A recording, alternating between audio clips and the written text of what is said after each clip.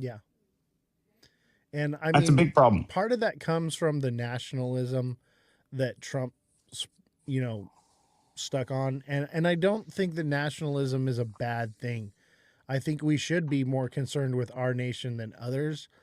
But at the same time, like, But we're not doing that. We're yeah, not we're doing not. that. We are providing money to the Ukraine. Not to say that we can't support them, but we're providing money to Ukraine. We're providing money to Israel that is fucking useless. And that's the issue We is are Trump is trying to look a certain way, not be a certain way.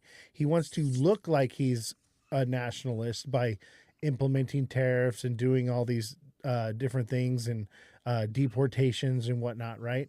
All these things come across as nationalism, but if he was really a nationalist, we'd stop sending money to Ukraine, stop sending money to Israel. We'd start focusing on building up our nation, implementing policy that is going to help our country.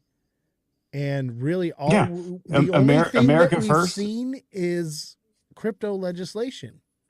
That's the only What thing is we've this? seen. America first, right? America first. Yeah, we don't focus on America. We send money everywhere else, and we don't do anything to betterment the people of the United States while focusing on trying to get to war. Yeah, It doesn't Because make I think sense, the but can issue we is let look Jesse can like. we let Jesse speak Oh for a yeah, second, go ahead. please? yes, yeah, oh yeah, please, sorry. Go ahead. No, it's okay. I hate being interrupted. I would not do that to anybody else.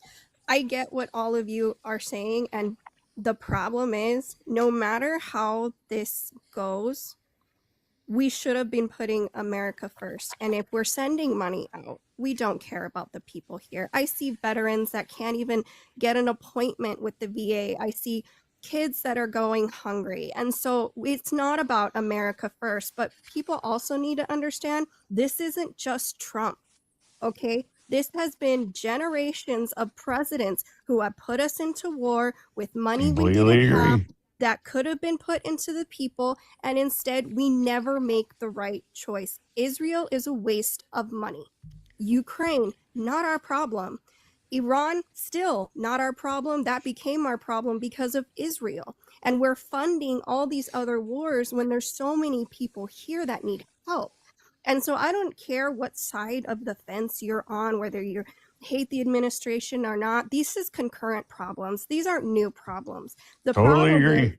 yeah, we're now in the age of social media and we see everything. It wasn't like 10 years ago when we didn't know what was happening in other countries. We had no idea. We didn't see videos, but now we do. And people are more intimately involved in everything that's happening.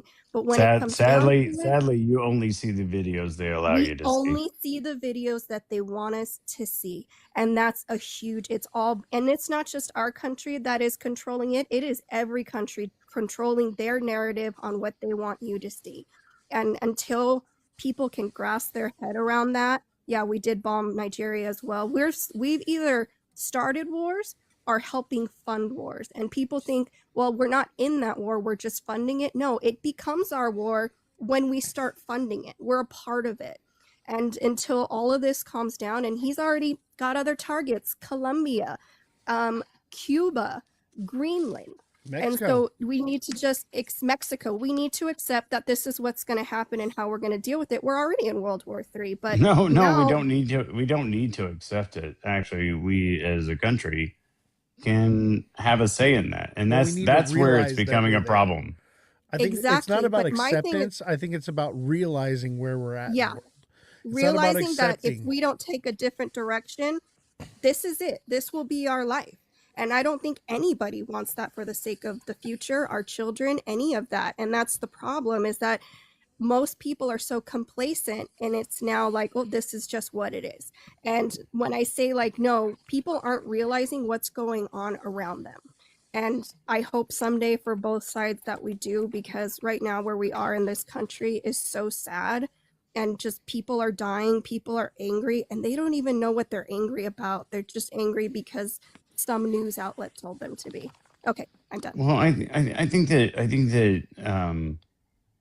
the people have been so beaten down for so many years about the fact that they through elections can't make a change, that they individually think, well, what the fuck can I do about it? So I guess it just can continue on. I want to But push back on that's that real that's quick. that's Hold on. that's an adverse mentology to what happened in the Hold, 60s and 70s, hold where on, Fan people Jam. sat and said, you I know want what, fuck Fan it, Jam. let's Fan Jam. rise up. Fan Jam.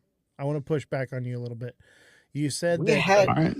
Hold on. You said that people don't think that voting works, and they feel like they don't have a voice, and that's why they're doing things. I would push back on that and say that there is. Oh, let me turn up my mic a little bit. So what I would say is that I think it's quite the opposite, and maybe people have been inundated to the idea that their voice can't be heard and that voting doesn't work. But I would say that Donald Trump being in office right now is proof that voting works, because they tried everything to keep him out of office. Okay? They tried to throw him in prison. They tried to bring him up on multiple charges. They tried to, come up with anything that they could to keep Donald Trump from getting elected, and he still got elected. So if that's not proof that voting works, I don't know what is. So just to add to what you're saying, down in the chat, crypto, what is it? Crypto market. Yes, you are correct. The electoral vote is probably a pretty shitty thing as it relates to what's going on. However, the current leader won the electoral and popular vote. So to what Oz is saying, that was a full vote there. You know, when Trump beat what was Right. it, Hillary or They whatever, didn't like need an that was electoral that was an electoral versus popular vote discrepancy. This was an electoral and popular win Yeah, on he both won sides. both. Now the reason that is because he used Obama's strategy of finding people that didn't typically vote and had them come out to vote.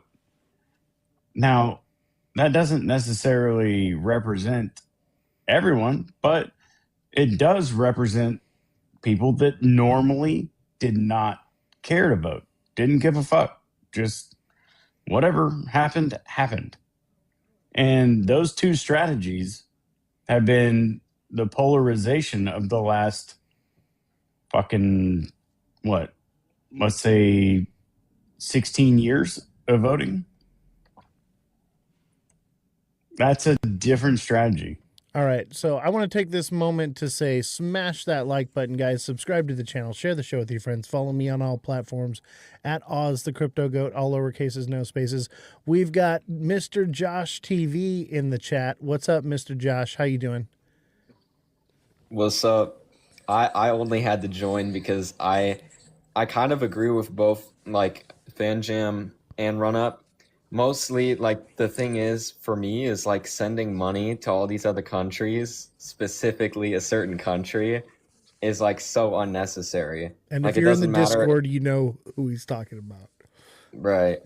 It's just like we're it doesn't like obviously Trump has done some good things for the economy. We can somewhat all agree on that.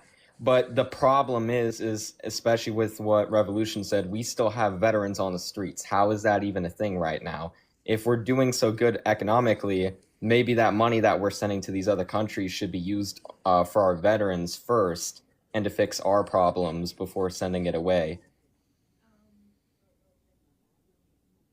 Well, I mean, why do we have an entire group of people that aren't even sanctioned under actual law running around picking up people and putting them in what equates to concentration camps to rip them out of society and not even deport them, just put them in fucking prison And they're for doing it to nothing U.S. citizens now. They're doing it across to the board. everyone.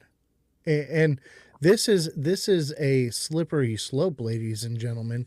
One day it starts out as we're just, rounding up the immigrants. Next thing you know, they're checking social media and rounding up the people that they don't care for what they say.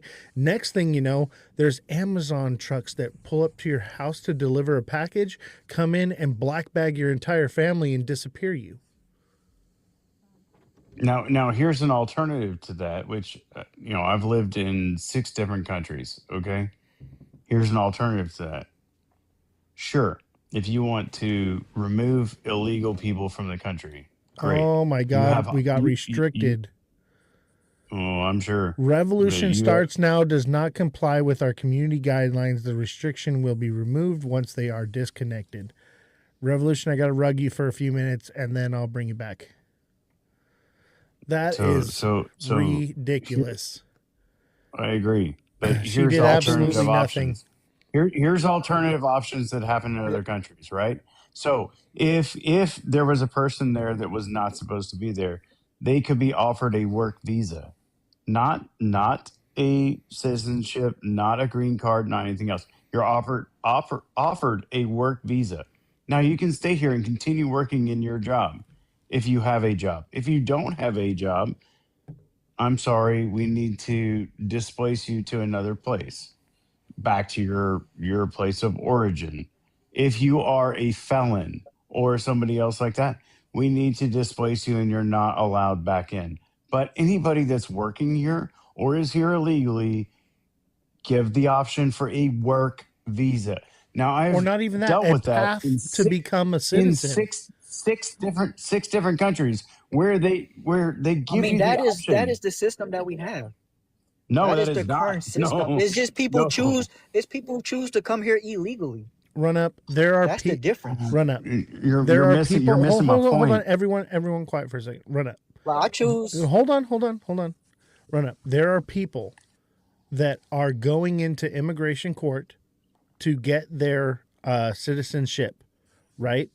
That are here illegally, but they're going through the channels, okay, to make it done right, okay, and trying to abide by the law now.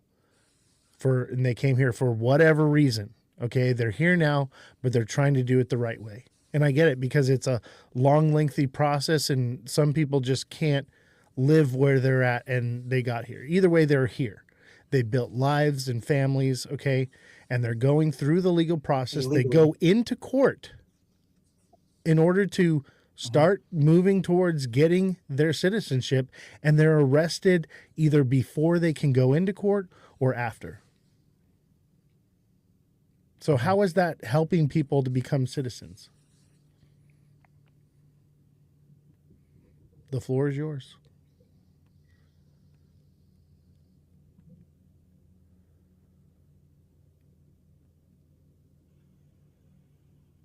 So we don't want people that come here illegally to become citizens. That is not Why? part of Trump's agenda. Why not? This country Why? was founded on people immigrating We're here. here illegally. This is the melting pot. Yeah, but this is a new day and age. And No, the you're thing you're is, you're here illegally. our I'm here illegally. adversaries,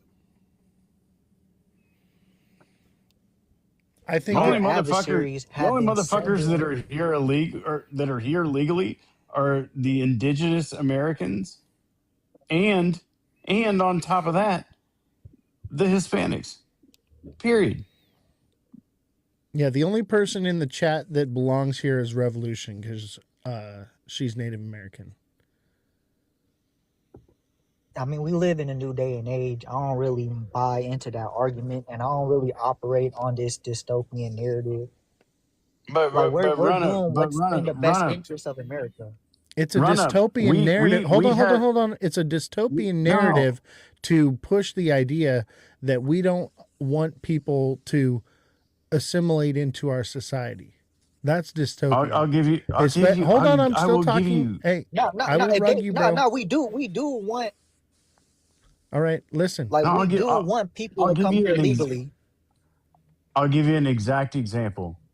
All right, I had to mute him for a second. All right. It is dystopian for us to not allow a country that is founded upon immigration to no longer allow immigrants. The idea of this country was No, founded we upon do. the American dream, okay? And to rip that away from Mhm. anyone, and I will tell you this right now, immigration attributes to like less than a fraction of a percent of inflation and issues that we have with our economy. It's minuscule. Yeah, so we do want. Oh, sorry. No, go ahead. I'll give you the floor.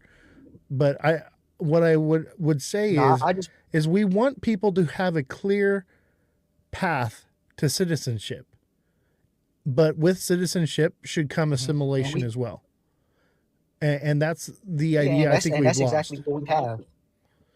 Not when we're taking people that are trying to come go through the proper channels, Yeah, people that are trying to no, they're not. assimilate. They came here illegally.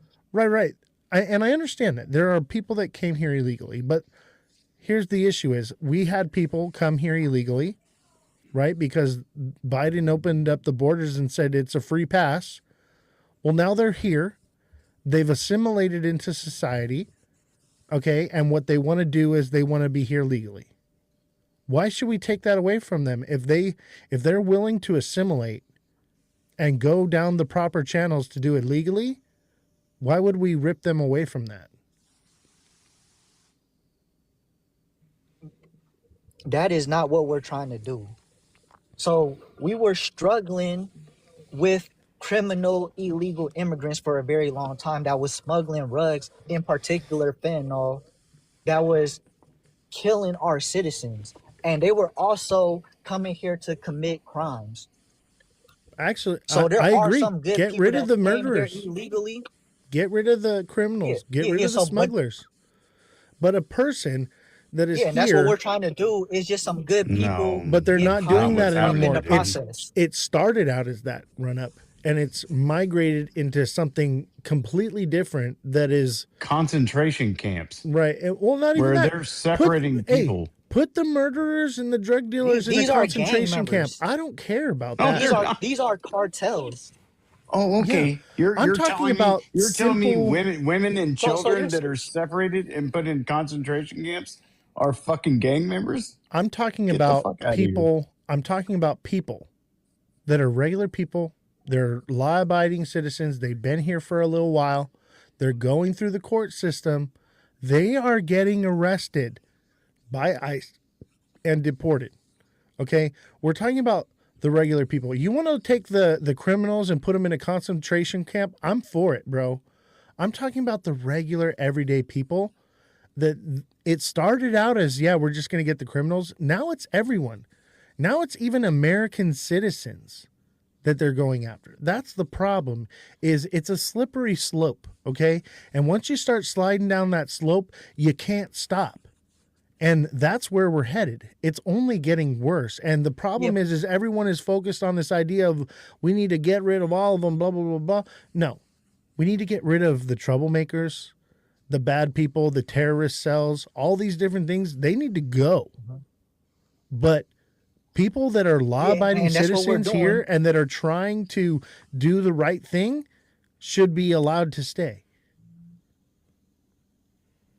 And Yeah, that so and we're that's casting a wide net. So there are some good people that get caught up in the process, some good people. but largely they're focused on the criminals.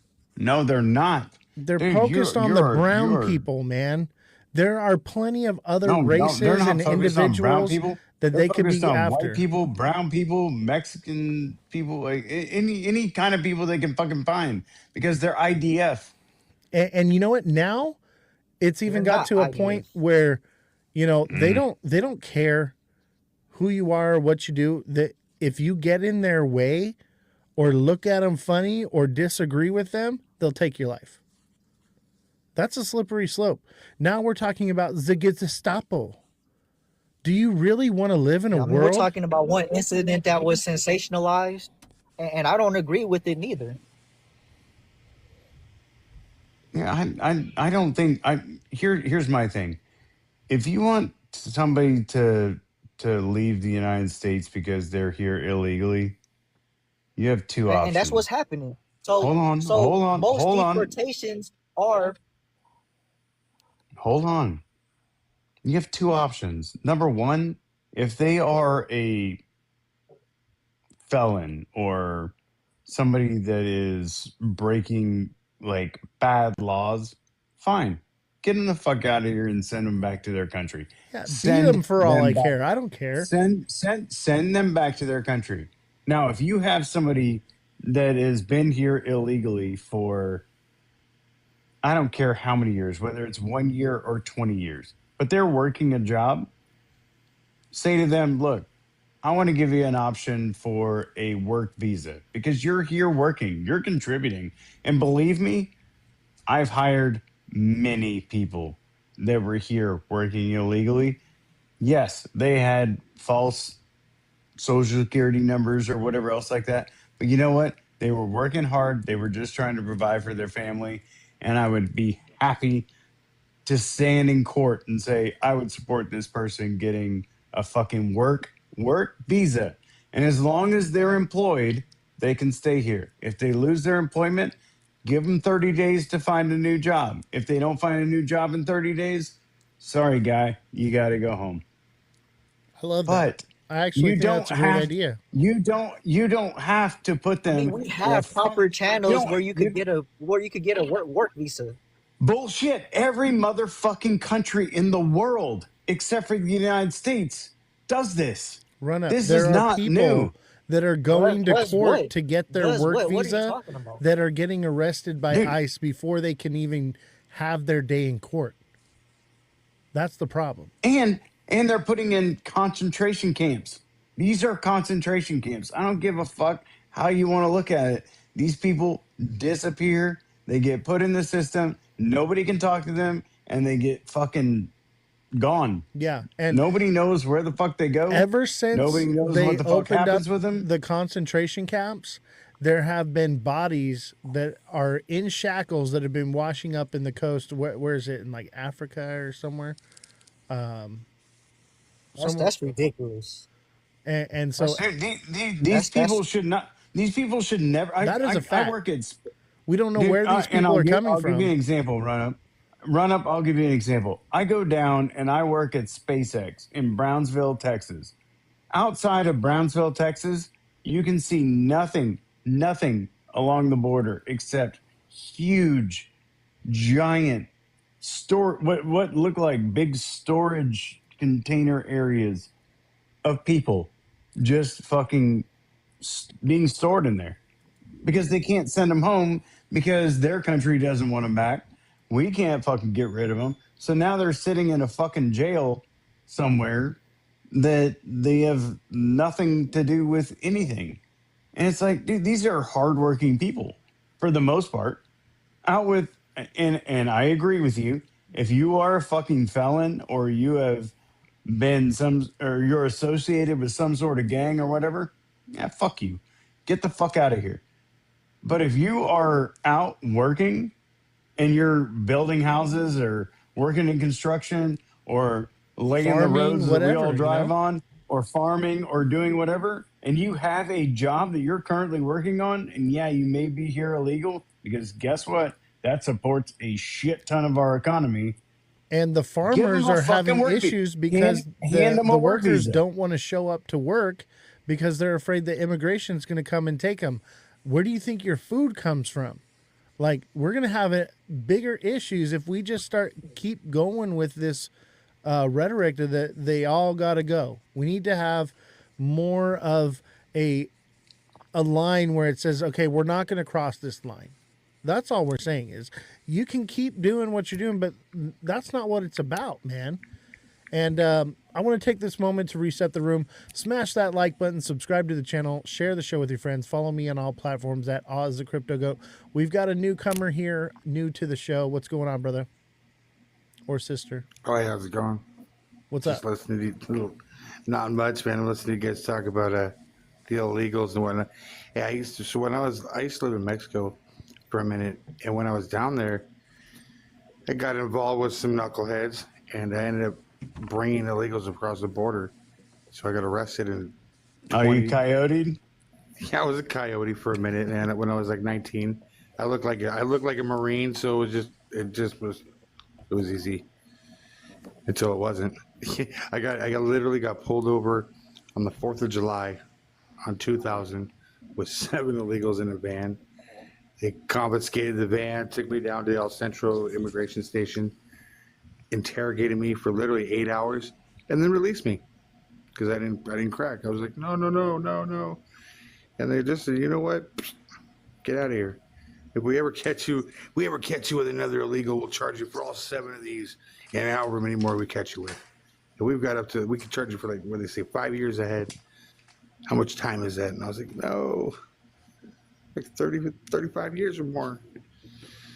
But it was an experience, I'll tell you what. Yeah, I just want to say that most deportations are self or voluntary deportations. Like they choose to leave. We're not talking about those kind. The the the, the few cases of law-abiding citizens that are just here to work, um, getting caught in the net, I think they're few and far between. They're They're not though, bud. There's a lot. There's a lot. So I grew up in Carmel, like Monterey County, and I just like got flagged. All right.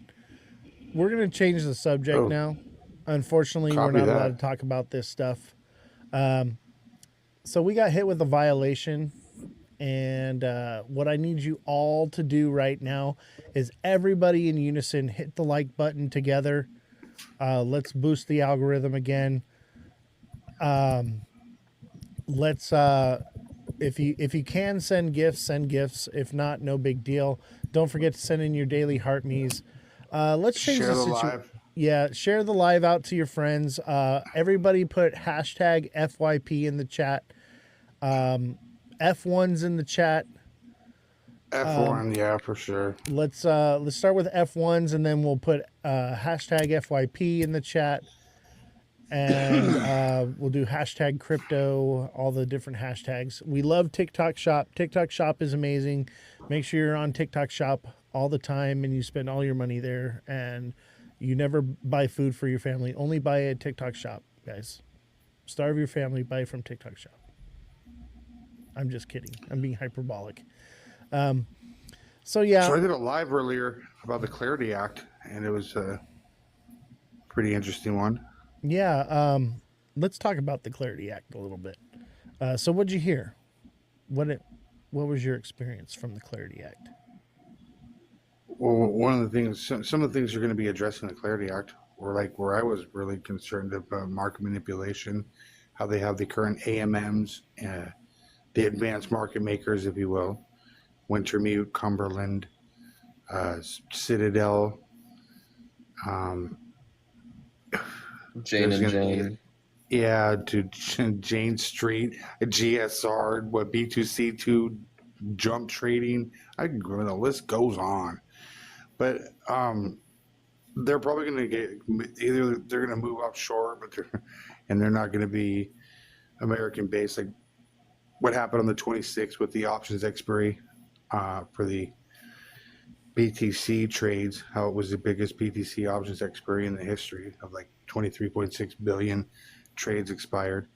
And so with that direct market manipulation went by Kraken and Wintermute and Binance and Coinbase and BlackRock and OKX, all dumping the market. And then with the added, the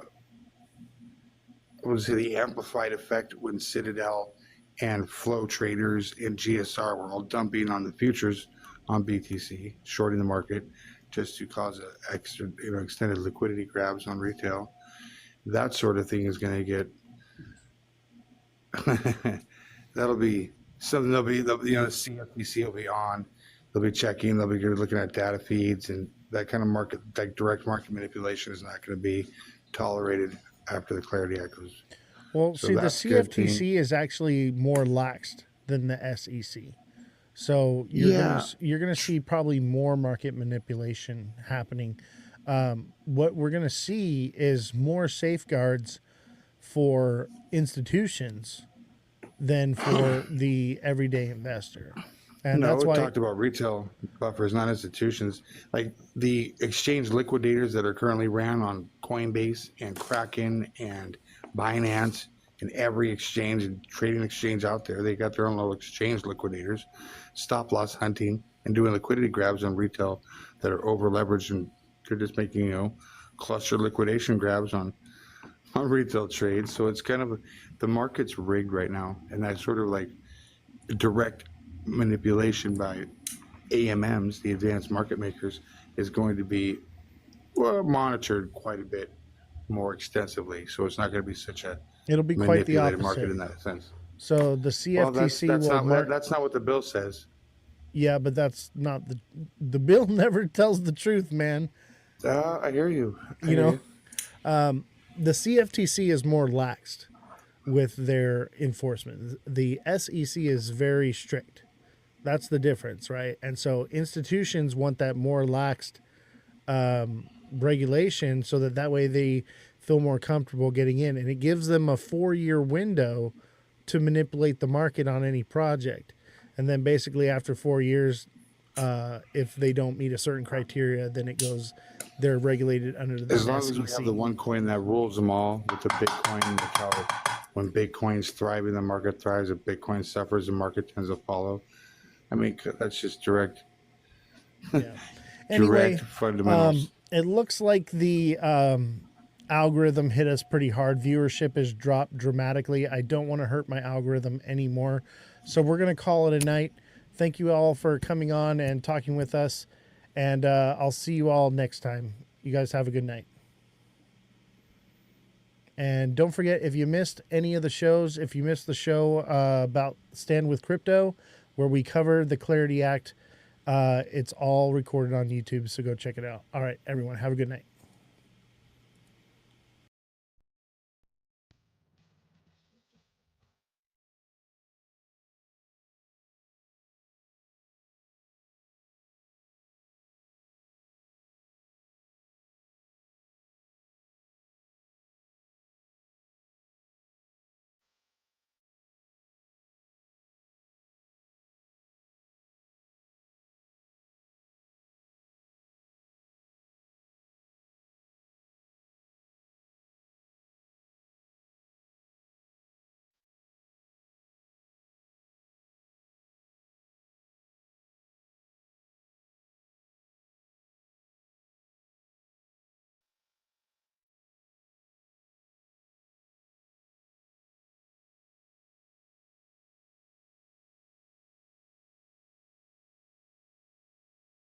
Yo, what's going on, baby?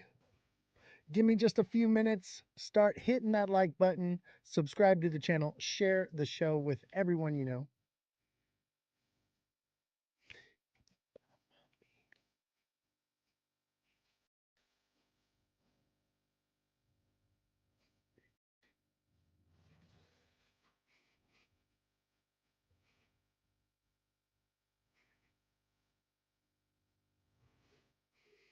I love this song, by the way.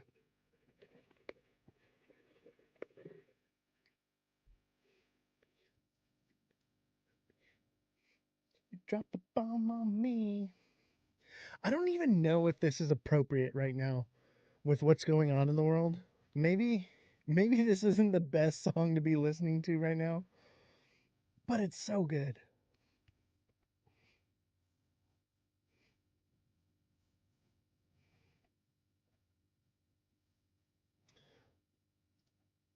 How about a little Crypto Wives?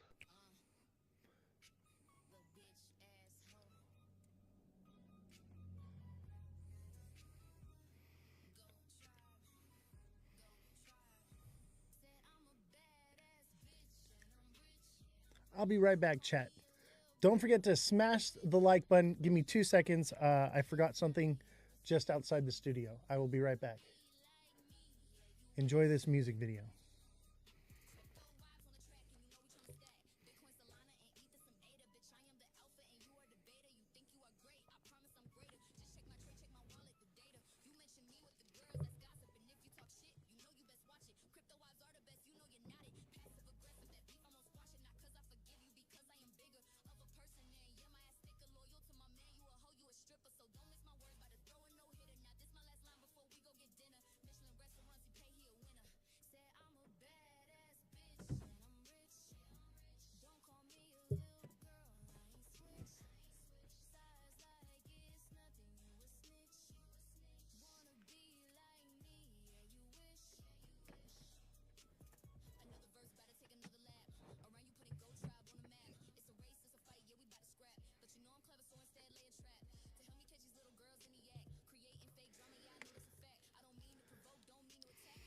All right, I'm back. Damn, this song is so fire. I cannot wait to go see these guys tomorrow. Right? The neck tattoos are sick. I kind of want to get a Goat Tribe neck tattoo now. I'm going to go see these guys tomorrow. I will be in San Diego. If you guys want to come out for a meet and greet, I will be in San Diego. The location is posted in my Discord. So if you're not in the Discord yet, make sure you click the Discord link in my bio and you join the Discord, baby, because that's where everything's happening. Everything is happening on Discord. How awesome is that song? Let's see, what else do we got here? That song is so sick.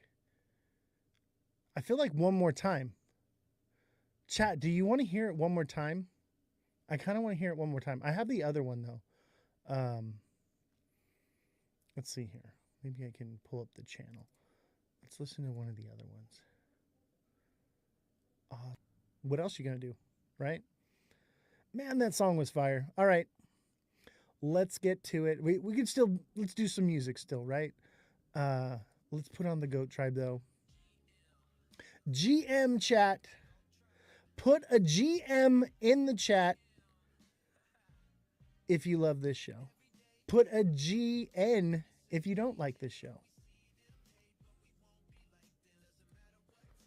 I guess we should pull up the charts, huh? Let's take a look at the charts.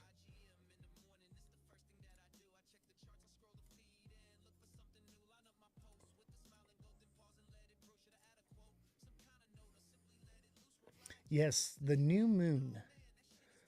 I'm excited for the new moon. That's my buy day.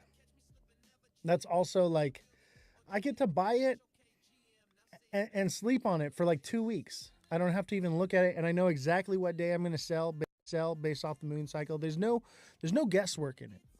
It's you just being busy. It makes it easy. What's up, Miss Evie? How you doing? Good to see you. Let's look at Ada. Hey, what is going on? Good to see you. Everybody put a GM in the chat. GM. So I will be hanging out with the Goat Tribe tomorrow. I may or may not do a live. Maybe I'll do some recording. Have not decided. I'll probably bring some media equipment with me. I'm taking the Corvette, so I'm limited on space because it does have a trunk. However, the trunk is full of subwoofers. So I am doing quite well, Miss Evie. Thank you for asking. Oh, man. We are getting close to the bottom here.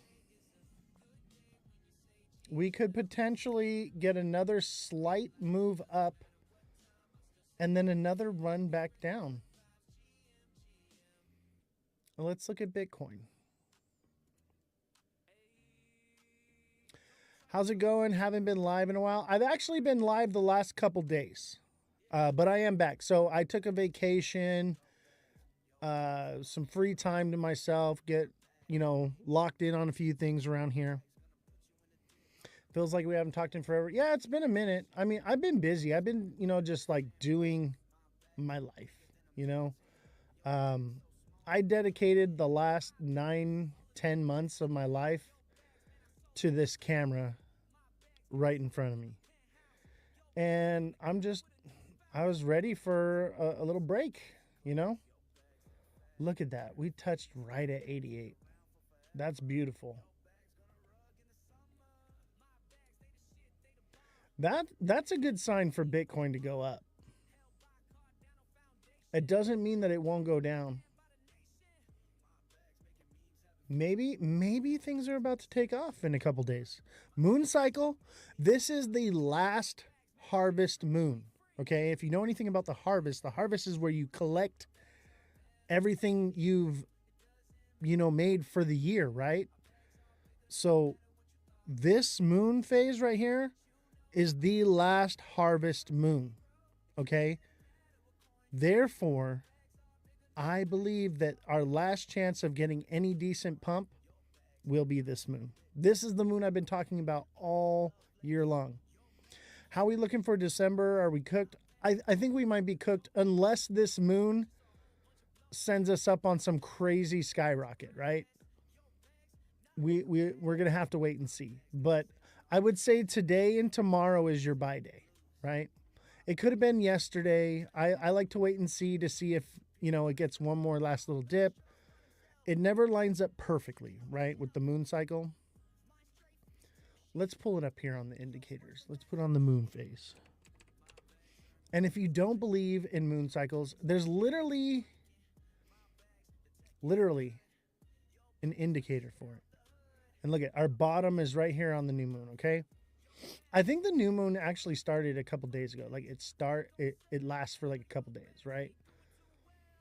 So I would say today's the entry point, the buy day for either, on Bitcoin, maybe it goes to 98K and then back down and it's cooked. Or it goes past and it starts working its way up for a new all-time high. I doubt that that's the case. I think what's going to happen is we're going to go up here to 98K or 99K, maybe 100,000. And then it'll be cooked and it'll just come down from there. That would look like this. So we come up. That puts it around beginning of December, and then it's done. That kind of makes sense. That lines up with everything. I would go with this. This is probably the most likely scenario. Nothing else seems plausible. And that would bring it down here to 80K. Maybe 75K. But, I'd pretty much say that it's more than likely we're cooked on this. Miss Evie, thank you for the heart me. If you're watching right now, don't forget to send in your daily heart me. I'll pin it here for you. That helps out the algorithm. Also, if you can't give any gifts, but literally it's a penny, okay? But if you can't give any gifts, totally understand. I've made 1 cent, all right?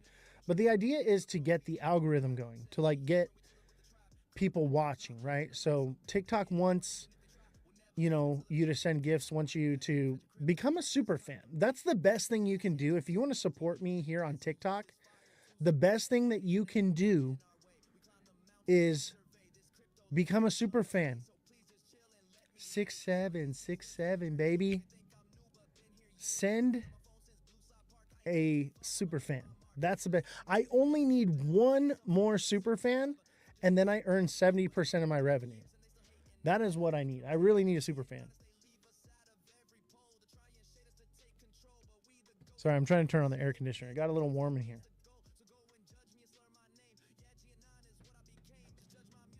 There we go. It's on. Yes. We have air conditioning. It got warm in this room really quick. Once you turn the lights on and the equipment and everything, boom, this room warmed up. I feel like we need a light show though.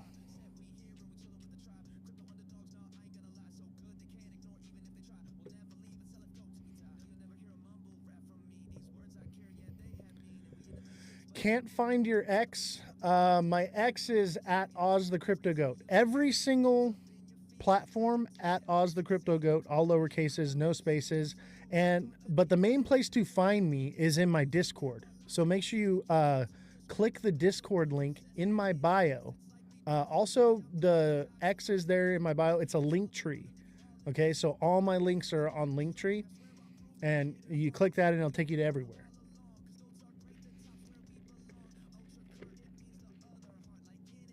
So how are we doing, chat? Are we feeling like at least mildly bullish? I feel mildly bullish right now, cautiously bullish right now. What are you feeling? What is the consensus? Because if everybody keeps saying we're cooked, we're cooked, we're cooked, I'm going to lean towards bullish, right? So I'm bullish right now. Maybe I should have the green light on. Look at it. The green light is on, baby. Green light is on. We are going up. Right now is buy time, baby.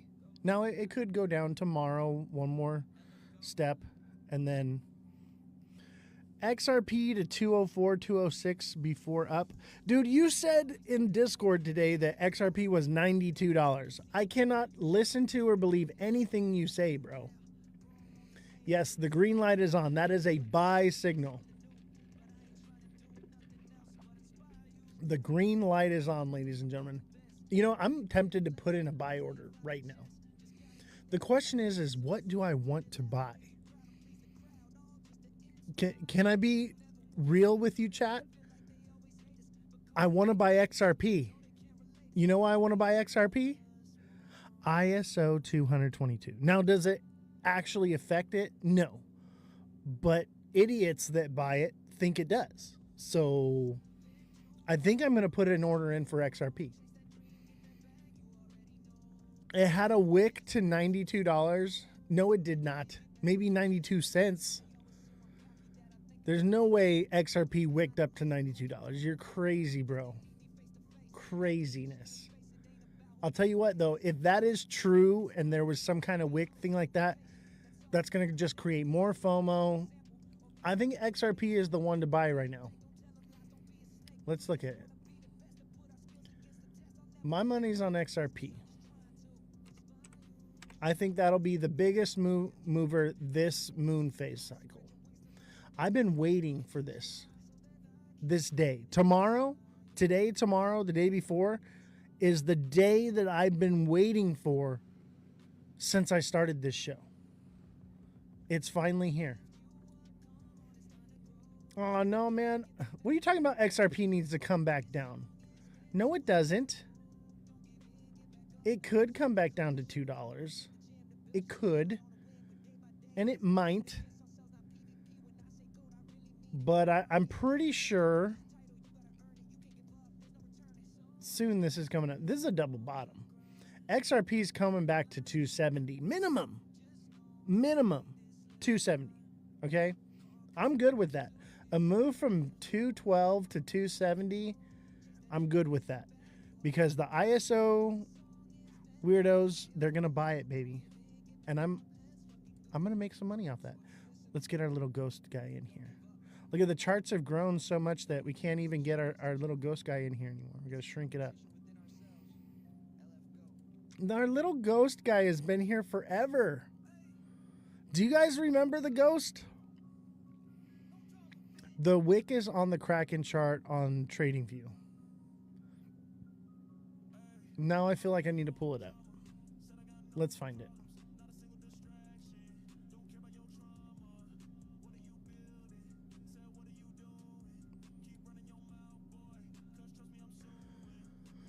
Let's see. XRP on Kraken, you say.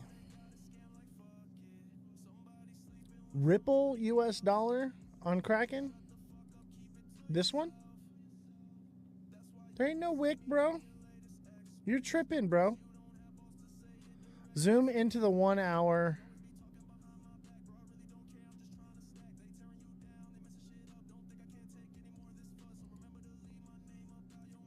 Well, I'll tell you what, the new moon,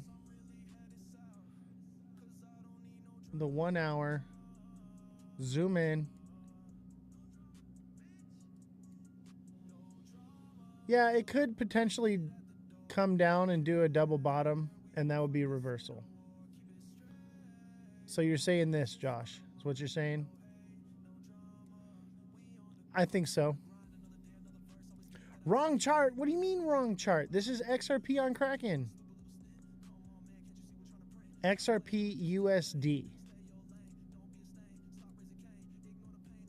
All right, one more time I'm going to try this. XRP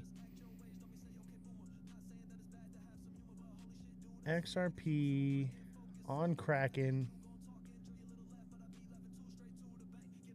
Yeah.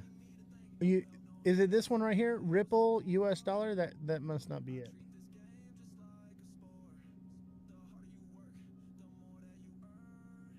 I think you're capping, bro. I think you're all cap, bro.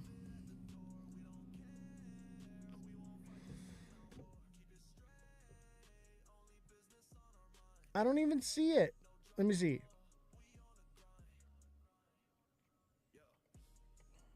I don't see it, bro. I call cap.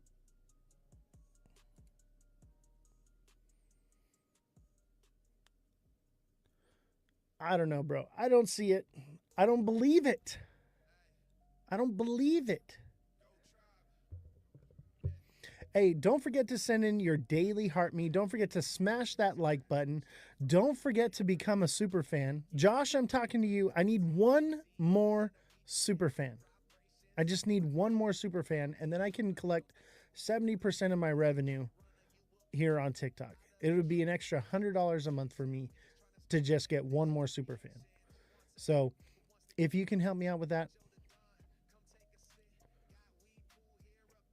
And we need the likes, baby. We need to get more viewership, right? So I need you guys to be hitting the like button. I need you guys to send in the heart me's. I need heart me's. I need some kind of gift or something, because the algorithm is just like lacking right now. Like we have to surpass the last live, and it was only like 17 cents. I made 1 penny today, right? Like I just need like 50 cents, and then things will get better. But we have to like build upon what we're doing, otherwise we just kill the algorithm. So I need your guys' support right now. I need one more super fan. I just need one more super fan. What's up, bro? How you doing, TikTok seller? Good to see you, bro. Thank you for the Heart Me Revolution. Thank you for the Heart Me. Jesse is in the house. Jesse, are you coming back to the show? Everyone keeps asking me.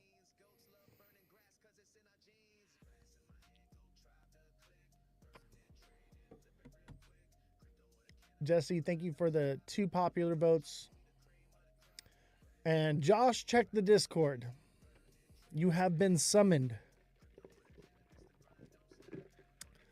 I gotta figure out what's going on with the air conditioning, since we're not really getting anything going on right now.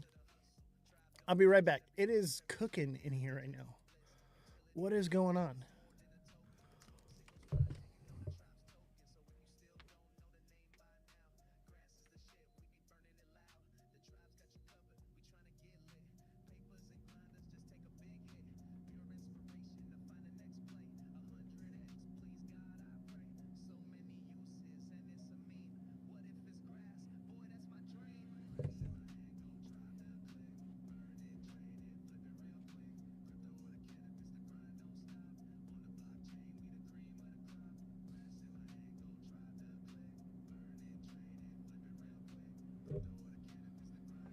All right.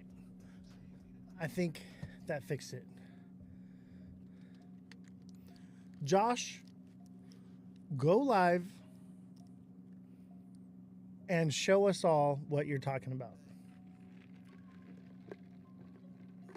Jesse says, it's the holidays. I have 1 million kids to crochet for. Got you. Jesse's busy right now, but you'll be back eventually, right? You gonna come back sometime? Because we misses you.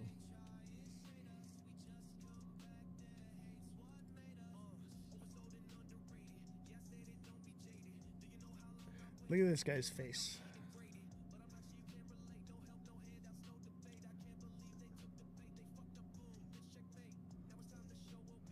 Where's the music coming from? There you go.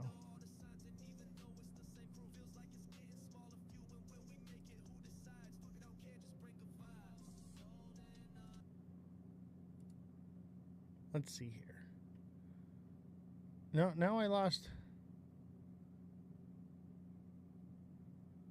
What is going on? Okay, we're gonna listen to this one.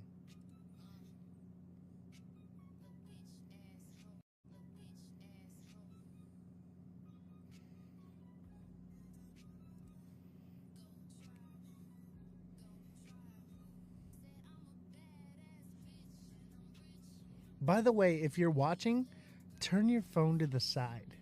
You won't regret it. So if you're watching with your hand on your phone, just turn your phone. Is yours lagging? You know what? I think that's why viewership's so down right now. Oh, I know why it's lagging. There's internet outages all over the world right now.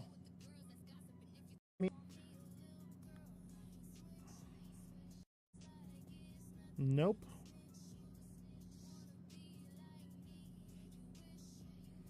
Nope, Jesse, you did not send me the article I was going to talk about today. I had a news story. It's unwatchable. That's what's going on. That's why nobody's viewing right now.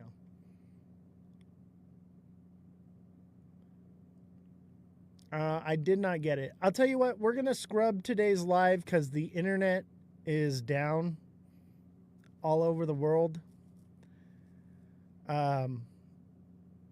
We're getting really bad viewership because of it. So I'm going to scrub the live. It was great to see you guys. Come hang out with me in Discord. We'll be in Discord. Josh, post the picture in Discord of XRP at $92. And then I'll believe you. And then I still probably won't believe you. I'll be on Discord. I'll see y'all there. Don't forget to smash the like button, subscribe to the channel, share the show with your friends, okay? And don't forget to click the Discord link in my bio. Join me on Discord. And I need one more super fan. I just need one more. One more super fan. Josh, I know you can do this. Josh, we need you, bro. We need one more super fan. I believe in you. You can do this. This is the only thing I'm ever going to hound you for support. I need one more super fan, like my life depends on it. Just one more. Just need one more. So if you can help me out, much appreciated. All right. I guess not. Josh, you're so cheap. Why are you so cheap? I get it. You lost a lot of money on XRP. I get it. I need your help, chat, though. I need one more super fan. I'll do it later. I need it now. I need it today. I need it today. Got to connect your card. All right. I believe you can do it later on while I'm not live. But much appreciated. If anyone can become a super fan right now, I just need one. Just one of you to become a super fan, and it is going to help me out tremendously. Listen, everybody says so. They say this is the greatest podcast of all time. Everybody says so. They all come from all around and watch it, okay? I just need one more super fan. TikTok seller, thank you for the heart me. Much appreciated. Oh, we need a couple heart me's too. We got to reach this goal. It stopped lagging. All right, good. We are halfway. We are halfway through our goal of heart me's. Jesse, if you're watching, if you could resend me that news article, or at least tell me where you sent it to, because I have no idea where it's at. I have no idea, because I didn't get it. Anyway, we had news articles. I don't know where they are. Jesse's not here, so I don't have it. Evidently, she sent it to me. Sent it to your main email. I do not have it in there. It is not in my main email. If you could resend it again. Oh, there it is. I found it.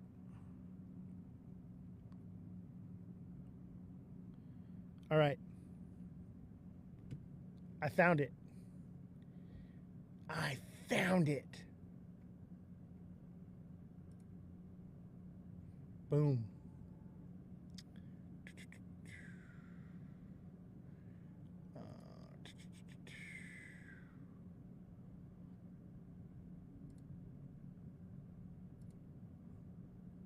You know what? I completely forgot to record today's live. Where? Why is it not in my inbox?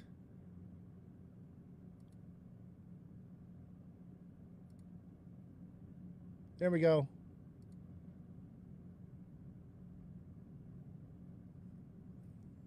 BLS cancels October jobs report, pushes back November's jobs report release date. The Bureau of Labor Statistics, BLS, will not publish its monthly employment situation jobs report for October, the agency said on Wednesday, citing its inability to adequately collect the data during the government shutdown. The BLS also announced that the November jobs report, officially scheduled for release on December 5th, will now be published December 16th and will contain what October data the agency was able to collect. The September jobs report, which was also delayed due to the shutdown, is scheduled for release on Thursday. Household survey data from the current population survey could not be collected for the October 2025 reference period due to the lapse in appropriations. The BLS said nothing that the household data is not able to retroactively collect it. You know what this means, guys? I think that this means that the data is bad. Okay? And we're probably going to get either no rate cut or a shitty rate cut, maybe. But I think a lot of people will speculate, right? They're going to go, oh, buy the rumor, right? They're all going to go, oh, buy the rumor. This is the harvest moon, right? Okay? They're all going to be rumoring and talking and saying, hey, guys, ISO's coming. We're going to get a huge rate cut that we've been missing out. We didn't get the jobs reports. The government's not shut down anymore. Everyone's going to go to the moon, baby. And we'll go, okay? So I do think we're bullish. The green light is on, okay? I think we're mildly bullish. I think this is somewhat bullish, but I think what it's, you know, you buy the rumor, you sell the news, right? This is speculation. This is a rumor. People are going to be creating and talking about what could it be? What could it be, right? And then that's when, you know, we find out. That's when we know it's obviously probably lackluster. It's probably nothing any good, right? But everyone's going to just speculate. All the creators are going to get on here and they're going to go, XRP's going to the moon, baby. They're going to go, hey, ISO 222, November 22nd, baby. It's going to 11D by December. And it'll pump it up. 200K BTC? I don't think so, man.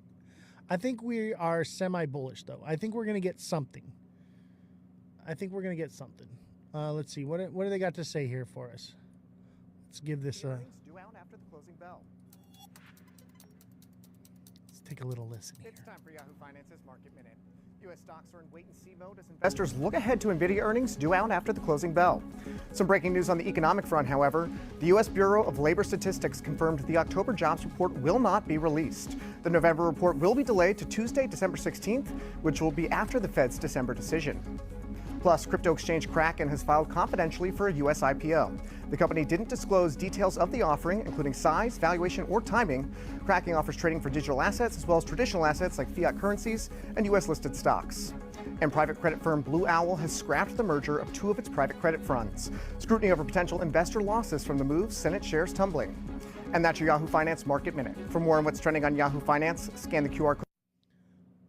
BTC is going to 200K, you say? I think those are rookie numbers. BTC is going to 11DK, guys. 11DK, you heard it here first. All right. Bitcoin is going to 11DK.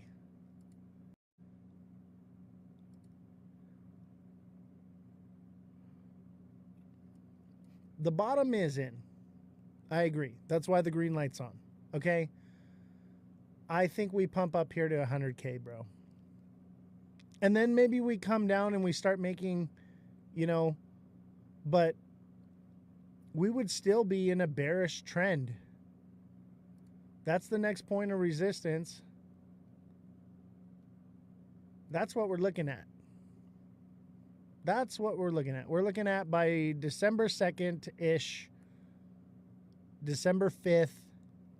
That's when the new moon is, right? Or the full moon, excuse me. That's when we hit the top and we come back down. Nothing lines up with the time frame. Nothing lines up with saying that it's going to 200K. There is no indication whatsoever. Mike Tran, please tell me, what do you have? What information do you know that is telling you that I'm wrong? Because everything else that I am seeing says otherwise. Thought you said with the moon this week? I did say. I said the new moon will bring us to the bottom. I am buying tonight or tomorrow. The bottom is in. Okay, you buy the new moon, you sell the full moon. The full moon is December 5th, I believe.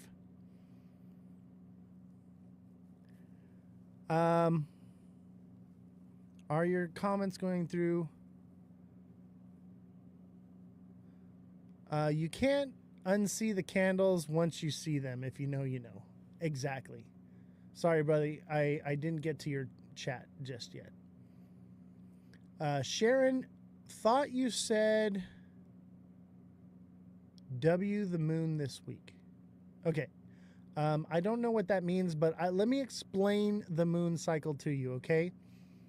You buy on the new moon, you sell on the full moon. The new moon is tomorrow, okay? And technically, the new moon starts like a day or so early, right? That's where here, the bottom, okay? New moon is in, and then we get a full moon. But that would take us up to resistance here at 100K. Unless it just skyrockets from there.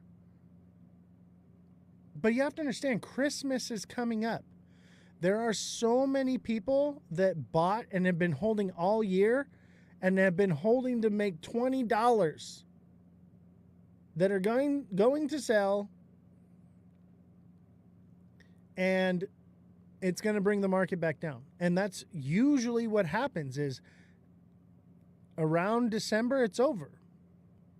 Okay? So there's no indication that Bitcoin is going up to a new high. And I will explain this to you right now. Okay? So let's pull up gold.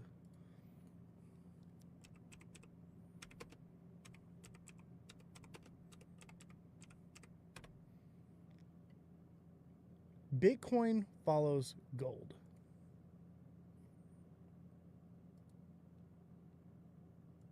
Okay? Gold is a double top and coming down. All right? Which indicates that if gold is coming down, so is Bitcoin. Okay? Also, the dollar's strength index, right? So the US dollar is strong. So when the US dollar is strong, Bitcoin Bitcoin and crypto go down. Okay? When the dollar is weak, gold and Bitcoin and crypto go up. Okay? The dollar is too strong. There is no indication whatsoever that points towards crypto moving up right now. Other than the moon cycle, we get a small move up because we are out of balance, and we have to, if things don't move straight down, they go up and down, but they work their way a certain direction, and we are working our way down. Okay? If you think Bitcoin is going to 200K by the end of December, you've lost the plot. You don't understand macroeconomics, because macroeconomics is what drives crypto. Crypto is a high risk asset. I refuse to believe that Bitcoin is going down 200K. We get there by next year. Bro, I feel sorry for you because you refuse to see every indicator. Maybe it's a lack of education and understanding of economics, okay? Macroeconomics. I pity you and I feel bad for you. I hope I'm wrong, okay? And things are subject to change. But as of right now, everything is indicating that we are moving into a bear market. If you probably know nothing about the yield curve, right? So you just can't understand these things. And that's great. You know, you can live on hopium, bro. Live on hopium, great. But I'm telling you, hopium is going to get you wrecked every time. You're not going to see these crazy nonsense numbers unless there's evidence to back it up. Okay? So I'm asking you, what evidence do you have that backs up your claim of Bitcoin going to 200K? Because I see nothing that indicates that's about to happen. That you're just regurgitating something you heard from some other moon cheesing influencer here on TikTok. You don't know what you're talking about. You have no facts. I'm like, here, tell me where I'm wrong. Give me some kind of data to tell me that I'm wrong. Please. Show me your data. But you have nothing. All you do is say, I refuse to believe that Bitcoin is going down. It's only going to 200K. Well, unfortunately, that is going to cost you a lot of fucking money. Me, I'm about making money. I'm not about believing what the hype is. Okay? So I would urge you, before you invest in the market, invest in yourself and your education. Understand what you're talking about and who you're talking to before you go around and start throwing numbers out and giving price predictions. They said Dogecoin will explode. Dude, everyone is saying everything's going to explode soon. They've been saying that since November, okay? After everything already exploded, everyone's been saying, oh, it's going to explode soon. What is your data? Give me a reason why Dogecoin is going to explode soon. Tell me why. How long have I been trading for? I've been trading in the stock market since I was 18 years old. Okay? And I've been trading in crypto since 2016. That's why they're throwing the stimulus checks out. We don't even know if we're actually getting the stimulus checks yet. That is just Trump yap. That's all it is. Trump said that we were going to get no tax on crypto as well, didn't he? That's all yap still too, okay? As far as I'm concerned, there are no stimulus checks coming. There is no tariff checks coming to anyone. Until it's actually happening, it's not happening in my case. That's what I believe. BTC going to 200K, boys. XRP to 1,000. ADA to 10K. Yeah, my boy. I like those numbers. Chat. Can you hear? Do you hear this guy? Come on. 10K ADA, $1,000 XRP, and a 200K Bitcoin. Bro, the only thing that you said that is remotely possibly feasible is that Bitcoin could go to 200K. There is no way ADA is going to 10K, bro. You have lost the plot. In the words of Gordon Ramsay, you have lost the plot, my friend, and I will see you at the bottom, and I will buy your bags when you sell them for a loss. I pity you, you sad, sad man. I'm actually really sad for you. Hey, you know what? You cannot troll me, bro. You can't troll me. I'm too thick-skinned, bro. I've been through way too much, and I know what I'm talking about. So any lame brain can come on here and say whatever they want to say. And it's not going to get to me because I have information, data, and knowledge to back up what I say. So when you have that, I will listen to you. And I will say, hey, maybe I was wrong. But you ain't got nothing for me, bro, other than throwing out crazy prices, bro. 10K ADA is the craziest price I've ever heard. I've heard it $10,000 XRP. A $10,000 ADA, that is on another level, bro. That, dude, you need to put the pipe down, bro. All right? Put the pipe down. Come back to Earth. You have to understand that the ship is leaving the moon, and if you don't make it back to Earth, bro, you're going to suffocate out there, bro. Let's see here. Holding XRP will not make a good profit like trading do, says Calvin Hill.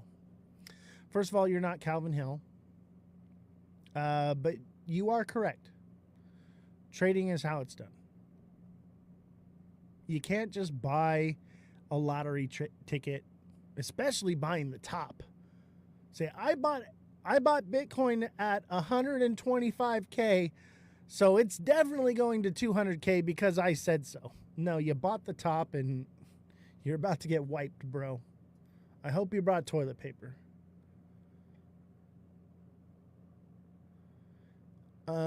He just typed it backwards, Oz. I think you're right. I think he meant a $10,000 XRP and a $1,000 ADA. Either way, those are still crazy fucking numbers. I wish y'all knew how to read individual candles. Exactly. That's literally what I do. Is TikTok Seller 107. I taught him how to trade. Okay, so he's taken my full course on the TA class. Okay, and he understands how to read the charts now, and he's just as accurate as I am now. He's just as good. And how long did it take you? What was it, a few months? And you're on point now. You're trading like a champ. And like, you know, we're factoring in more than just the charts when we're doing it, man. We're looking at macroeconomics. We're looking at so many things.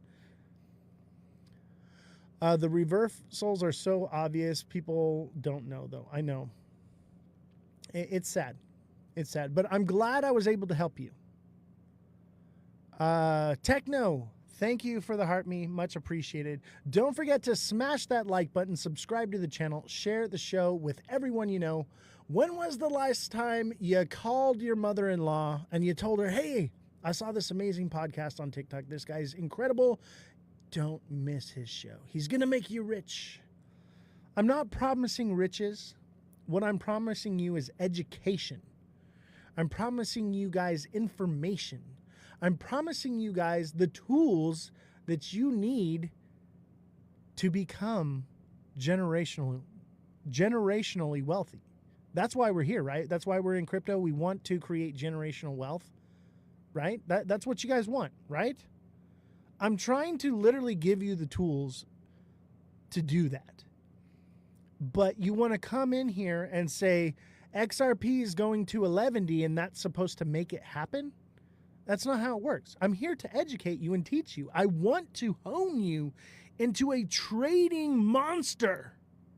But you have to 6'7", baby. 6'7". You got to get with it. I wouldn't get into BTC until it dips below 40. Yeah, that's what I'm thinking. I'm thinking like 38 to 40K will be the bottom on Bitcoin. That's where I'm at too. So that's cool, man. It seems like you got somewhat of a head on your shoulders, but maybe you were just trolling me, which is great. Because I have a good time with it, man. Because you can come at me with all kinds of crazy numbers, but I'm here to educate people. So you saying the opposite to be funny or whatever just fuels me to educate more people. So I'm good with it. Bitcoin will get to 200K first. Bro, no, it won't. No, it won't. Maybe. Okay. I will give you this. Let's just say that the yield curve flattens. Okay. And it's not because of reactionary rate cuts. All right? Let's just say that that happens. All right? And let's just say that the bull run is extended into 2026. Maybe, just maybe, it might get to like 180K, 190, maybe close to 200. Maybe, if the stars align. But let me tell you something right now. There is no indication that the yield curve is going to flatten without reactionary rate cuts. Okay? There's no indication that we are not headed into a time of war, which we're already in. There's no indication that people aren't going to sell just because of Christmas, because they bought $100 worth of XRP because someone lied to them and told them that it was going to go up, up, up, up, up. And they figured I'd hold it for a year until Christmas and I'd cash out. There's no indication that anything is pointing for an extended cycle. And if you see an indication, please tell me, because I want to believe, okay? Because if we are going into an extended cycle, that's great. I make a lot of fucking money doing that. That is great. I want the bull run to last forever, just like all of you guys. Okay? I want the bull run to never end, and we continually listen. I want everything to move up. It's all going to move up, and it's never going to fall. It's going to be beautiful. Everybody says so. That's what I want. But the reality is, nothing is indicating that that's even remotely going to happen. And until I see an indication of that, I am not changing my mind. Now, I am not confirmation bias. I'm not here to say, I said it, so now I have to stick with it. No, I adapt. I change. I say, you know what? Things look like they're changing and I may have been wrong. So therefore, I will adapt. I will change. That's why I'm the goat. You ever seen a goat climb a mountain? It's wonderful. It's magnificent. It's almost impossible, but they do it. The goat adapts to its environment. 145K in February for Bitcoin. By the way, this is gold, not Bitcoin, up on the screen right now.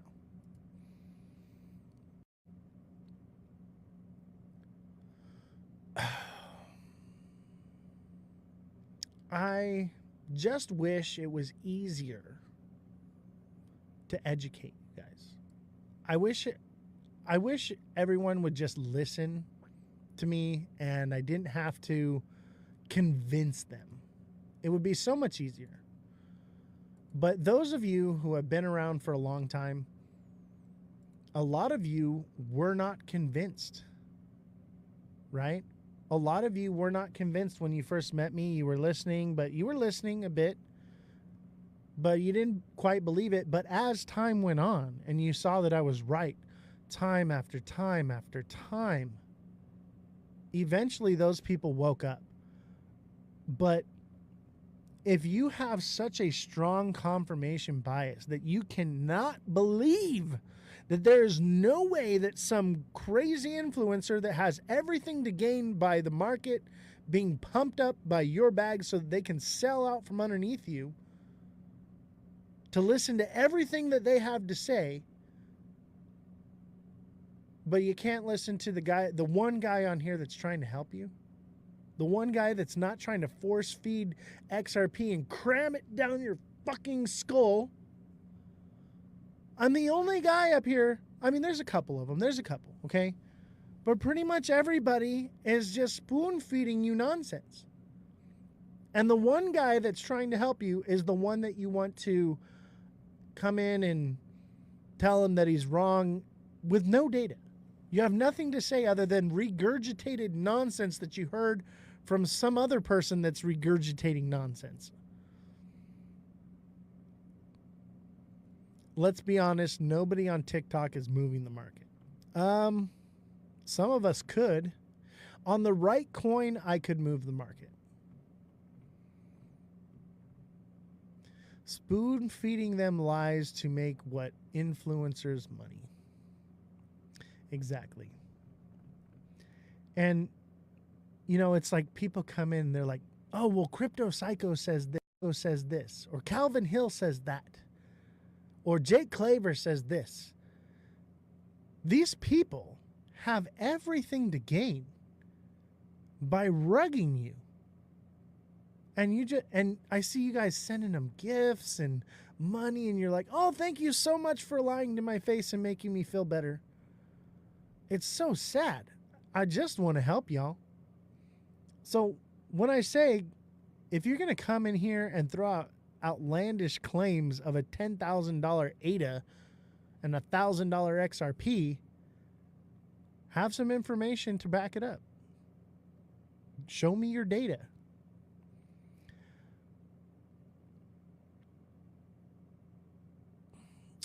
Zach Rector. I think I know him.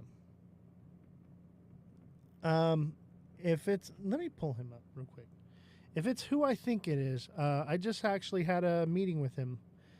If it's who I think it is he the guy? I'm bad with names. Zach Rector. Nope, that's not him. Oh, man. Zach Rector. Ooh. Can I just call him Zach Rectum? Jeez Louise. Zach Rectum told me so, so therefore it's happening, guys. Mr. Zach Rectum is going to shove XRP so far up my rectum that it's going to come spewing out my mouth. Jesus Christ. Y'all are crazy. I hope you didn't talk to Zach. No, I did not talk to Zach Rectum. I was thinking of a different guy. And he's actually good. Now, he's a little bit of a, you know, on a different level with XRP, but he's not an idiot. He actually has data to back up some of the things he says, but he's not. Also, a lot of us are just speculating, and I get it. You know, we can speculate on all kinds of things, but for me, I'm looking for real hard data.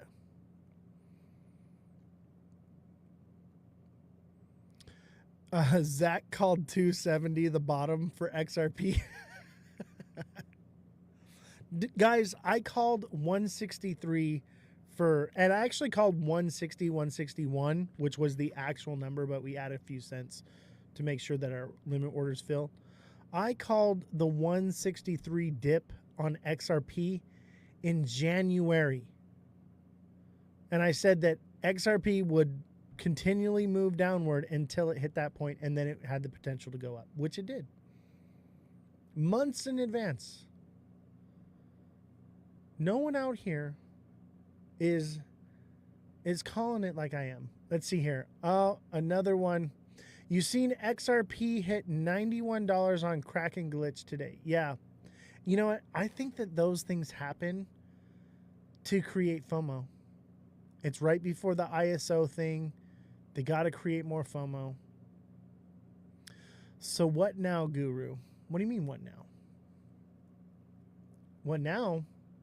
We're going up. The green light's on. We're going to go up a little bit, and then we're going to come back down. That's what. We're at 92 on Bitcoin. We'll probably see 98 to 100K, and then come back down. That's what the Guru says.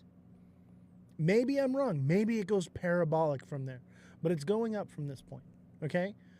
What I would say is 139. And if you don't know what I'm saying when I say 139, then you need to get in my TA class and you would understand that. And if we are going to 200K Bitcoin, you're still going to make plenty of fucking money. Answer YOS, please. Where? Bro, Bitcoin to 74. Yes. Let me see here. I think lower. I mean, that would be a stopping point for Bitcoin. 74. But here's what you need to understand, okay? If Bitcoin does go down to 74K, you know what you're going to see? You're going to see this. It's going to hit.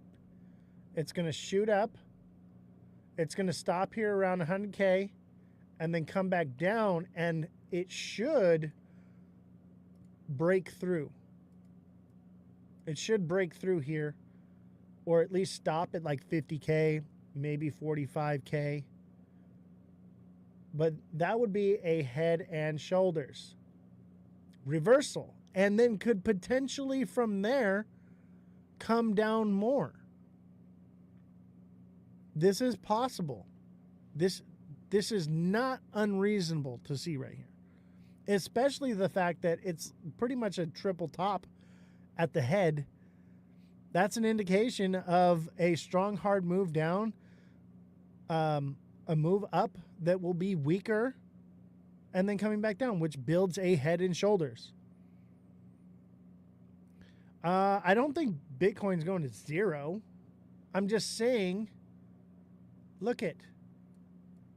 Let me see if I can get rid of this here. Look at. It comes up, it goes down. It comes up, it goes down. It goes up, double top, and it comes down. Now it gains a little bit of value. It holds its power, and then it comes up again. Eventually, this bubble has to crash. You have to understand that the reason that the price of Bitcoin is as high as it is because it's leveraged. Look at Michael Saylor. Over leveraged bubble. Eventually, that bubble has to pop. Look at Bernie Madoff, okay? If you don't know who Bernie Madoff is, Google it, okay? That is what we're looking at here. Eventually, the bubble has to pop because it is not real money sitting in the market. It is debt. Debt is keeping the prices up. That's why you're seeing these crazy liquidations, because you're seeing more people trading with leverage than you've ever seen in crypto history. You're seeing more liquidity spread out off of all over the place in crypto like we've never seen before, because there's so many projects. This is different than anything we've ever seen. The bubble will pop. This is just like the .com bubble. You want to buy in smart money. TikTok seller says, invest that bottom part. Y'all make millies each time. Just do it for the love of God. Oh, I love that, bro. That's awesome. There is no bubble. Oh my God. Show me your data. Tell me how there's no bubble. Give me one piece of factual information that says that there's not a bubble. You crazy. You are an angry man tonight. I love it. Gotta pour more fuel on the fire. I mean, I'm not even angry. I'm happy. We are nearing the 9th inning. That we're in the bottom of the 9th right now. Okay? This is it. How's your super bullish SXT going? Dude, I was bullish on SXT until it hit 10 cents, and I said, okay, we're going to get out of it and buy the bottom. But SXT, I said this from day one. SXT is in accumulation for the next cycle. If you're looking for something to buy and hold that could potentially go to dollars, this is the time to buy it. Y'all are crazy. SXT is not meant for this cycle. It's meant for the next one. Why would I want to buy XRP at $3 when I can buy SXT at cents? And so people are like, well, I have the money to invest now. Where do I put it? You put it into something that's in accumulation. You buy it in a smart money zone and you hold it. And then eventually when the bull run takes off, it takes off. SXT was never designed to get you rich tomorrow. There's a place to secure your funds. SXT easily. If half of the people that follow SXT on X, just half of them invested $1, SXT could go to 50 cents. So imagine if half of those people that follow SXT on X Put in $100. It could go to $5. It's literally that simple.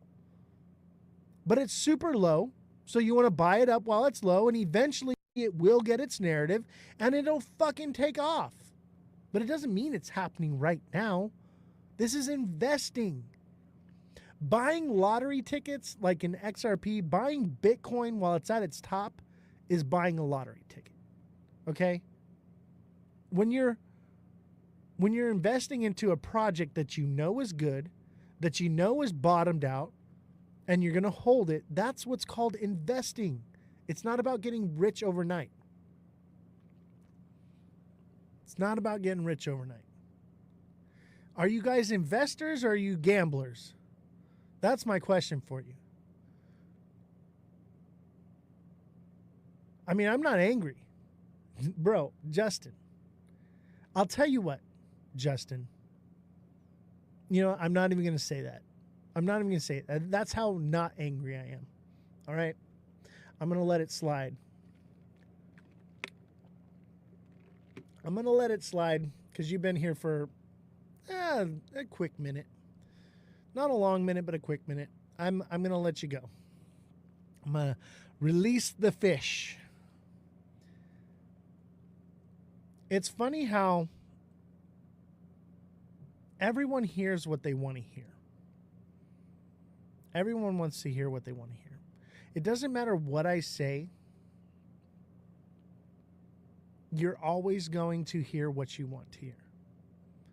So I could literally tell you in black and white, this is what you need to do. But if you don't educate yourself and understand what you're doing, you're just going to hear, I'm going to get rich quick.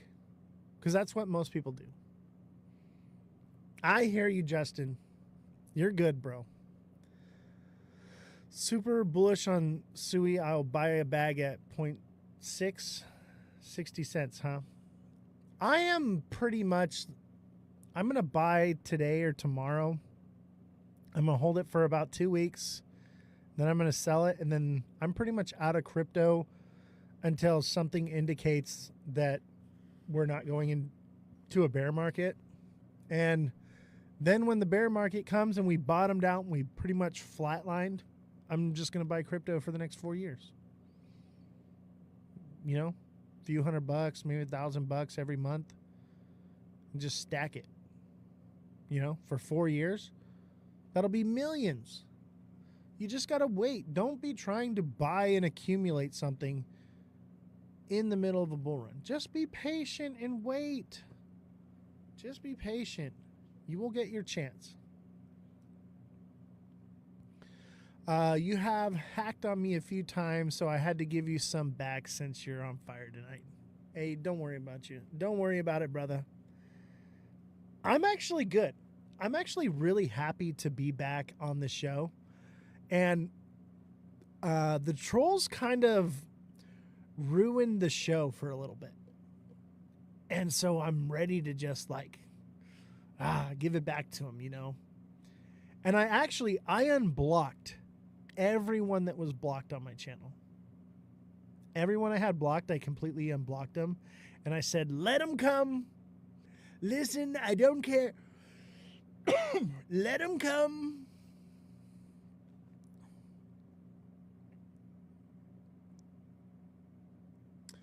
Now we're going to 40K. It's just not going to take 12 months. I think it could take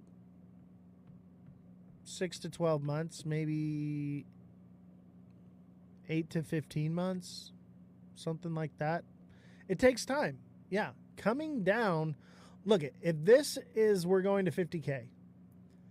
This would be September, October, November, December of, I'd say December of 2026. We could potentially see a $50,000 Bitcoin. That's the timeline. This is why I draw it out right here, because I can literally come around here and see, and then I can go off of how the cycles work and the time and the quarters, right? And I can say that more than likely by December of 2026, you're going to be able to buy Bitcoin for 50K. All right? Devil's advocate here. Crypto is a scam, and it will dissipate in the next 5 years. Oh my God. So are you saying that in reference to the idea that mass adoption already happened? Chat, what if crypto is a pyramid scheme? What if it's all a scam and we're already using digital currency right now? I have information to back this up, okay? What if mass adoption already happened? Well, first of all, let's reel it in a little bit. I got a fish here, okay? Let me just reel in that fish a little bit, all right? What do you define mass adoption? Chat, what is your definition of mass adoption of crypto?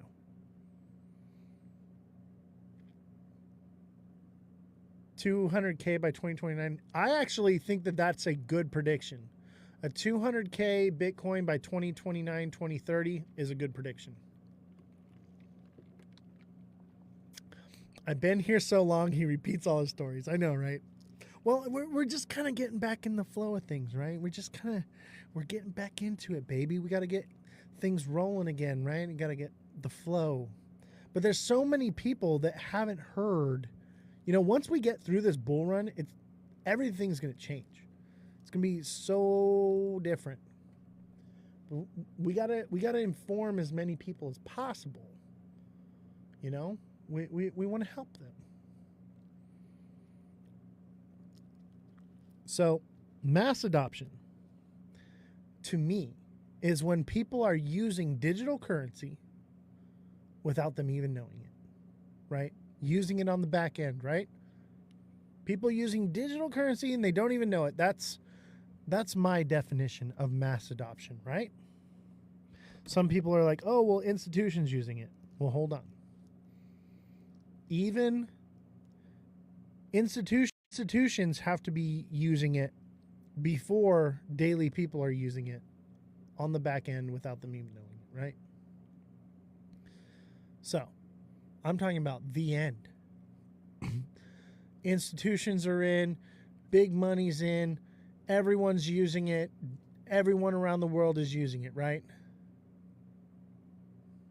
That is my definition of mass adoption. The entire world using crypto. All right? Now, what if I told you that already happened? What if I told you mass adoption where institutions and big time money players and daily, everyday people are already using digital currency to transfer money? What would you say? Would you believe it? Would you believe if I told you that everyone was already using digital currency right now? Everyone. Well, the fact of the matter is, we are. Have you ever used PayPal? You can send money to somebody cross-border instantaneously within seconds with no fees with PayPal. Isn't that what XRP is supposed to do? Right? You can use PayPal. You got Cash App. You got Venmo. Right? We already have it. We've been using digital currency for a long time. So it is possible that crypto is maybe the next step, which I think is probably more likely. Or it's what's happening on the back end that we don't even know that's being used, and they need to keep people putting money into it because they need that liquidity for the liquidity pools for it to work.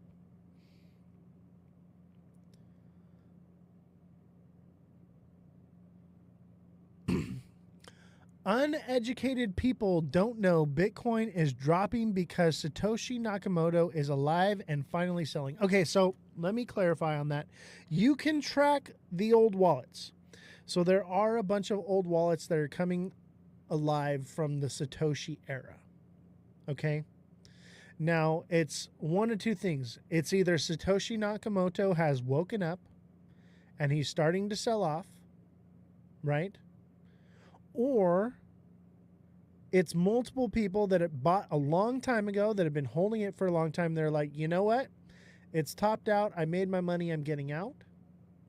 Or it's people that bought it a long time ago to order a pizza or something, had it in there, they lost their seed phrases, they lost whatever, and finally are getting access to it and they're cashing it out.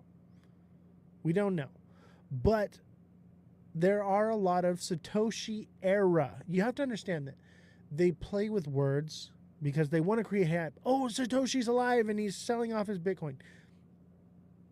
It is possible that these are Satoshi era, means they bought Bitcoin around the same time that Satoshi created Bitcoin. That's all it means. Okay? But that's one of my biggest concerns with Bitcoin is the fact that how many Bitcoin does Satoshi own? Anyone in the chat, someone help me out. How much Bitcoin does Satoshi own? I think it's like 100 billion or something like that. Right? I don't like the odds of that. That means that person could sell somewhere that money is that Bitcoin is sitting in a wallet. I totally made that up. Had no idea anything close to that was happening. Yeah, dude, that's actually happening right now. I actually have news articles and stuff on it that I didn't pull up because I'm not really. I don't know. Maybe I will do the news again. Do you guys want me to do the news? But there are Satoshi era wallets coming back to life. And and what I want to know is Satoshi's wallet one wallet or is it multiple wallets? Like what? I'm not even going to begin to say that I know everything about Bitcoin. But I do know that there's like 100 billion Bitcoin floating around out there in a wallet that could literally get liquidated at any time. So someone could sell it. We don't know who it is. We don't know who's holding the bag. It's 6 or 7 wallets. Exactly. That's what I'm saying. So it's a few wallets. But someone out there has to have access to that. Think about it. If you're Satoshi Nakamoto, let's say you died. Everyone says, oh, well, he died, right? I don't buy that for 1 second. I don't buy that Satoshi Nakamoto is some random guy. Honestly, you want to jump down a rabbit hole with me? I think that the CIA created Bitcoin. And I think that Bitcoin stands for beta test coin, okay? And I think that that's why they're pushing all these other countries to buy into Bitcoin, because what they want to do is, and this is the U.S. government, the CIA, Satoshi Nakamoto stands for Central Intelligence Agency in Japanese, okay? I believe that they are holding the wallet, making people believe that Satoshi's dead, that those wallets will never be accessed. They're creating FOMO with our country here in the United States that Bitcoin's happening and everyone needs to buy it up, creating this. Imagine if you had an enemy, right? Imagine you're the U.S. government. What is the best way to attack your enemy? You get them to buy something that's worthless, right? And you can topple their government. Haven't you seen Rick and Morty? He says they just toppled the Galactic Federation, and they're like, how are you going to do that? By changing a 1 to a 0, right? Making something that was worth something worth nothing, right? If you're the U.S. government and you are Satoshi Nakamoto and you created Bitcoin and you are holding the bags, you have all these, right? And you're creating the narrative for everyone to buy into it. Nations are going to start creating these strategic reserves, right? See, we're not actually buying it. We're just seizing it and holding on to it, which is creating value. Where other countries are like, oh, well, we're going to, because they're dictatorships, they're like, we're going to buy it. We're not just going to take what we seize. We're going to buy it. We're going to hold it. We're going to create our own strategic reserve. We're going to get rich too, right? Well, let's say you just want to control the entire world. What do? You sell all your Bitcoin. Now you've extracted the wealth from the entire world. That's how it's done. That's what I think is really going on. And I think it is the beta test coin, and there will be something else that is used, or we're already using it right now. We've already adopted it. Satoshi Nakamoto's real name is probably Jeff. Oh my God. It's probably Justin. Satoshi's real name is probably Justin Kelly. His real name is probably Ozthecryptogoat. Jake Claver just joined the live. Everybody give Jake Claver a hand. Jake Claver, thank you so much for the trolls that you send my way. I appreciate you very much. A round of applause for the biggest moon cheeser in the XRP community. Brava. Brava. You think Jeffrey Epstein is Satoshi? Maybe. I'll tell you what, I don't think Jeffrey Epstein's dead. And I don't think Satoshi's dead. I don't even think Satoshi's a person. It's an organization. And I mean, I kind of see, I can't say this stuff on TikTok. It's coming soon though. I have information, okay, from Hollywood, from working in Hollywood, that I will be releasing at some point. But we got to get more viewers. We got to, because, I mean, if we get to a point where we're just not growing and that's just what it is, I'm going to still tell you guys. But I'm hoping that my life will be spared if I have a big enough following. Or at least it'll create, you know, like a legend effect where people will start to, it'll go viral because of my death.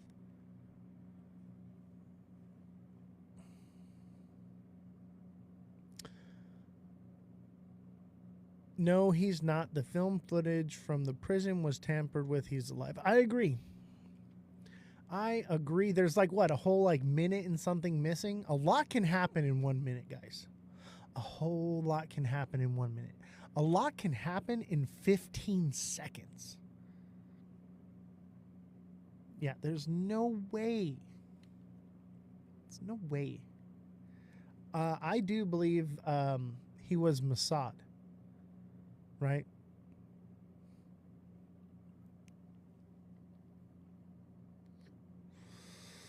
Oh, I needed that. You know what? I need a bigger one. Give me a second here. Let's see here. Let's do this here. Oh, look at that.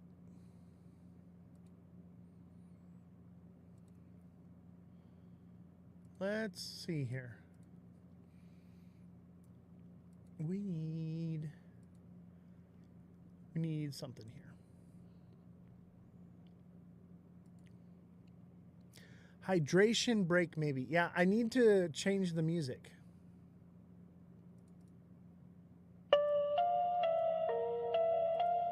What is real?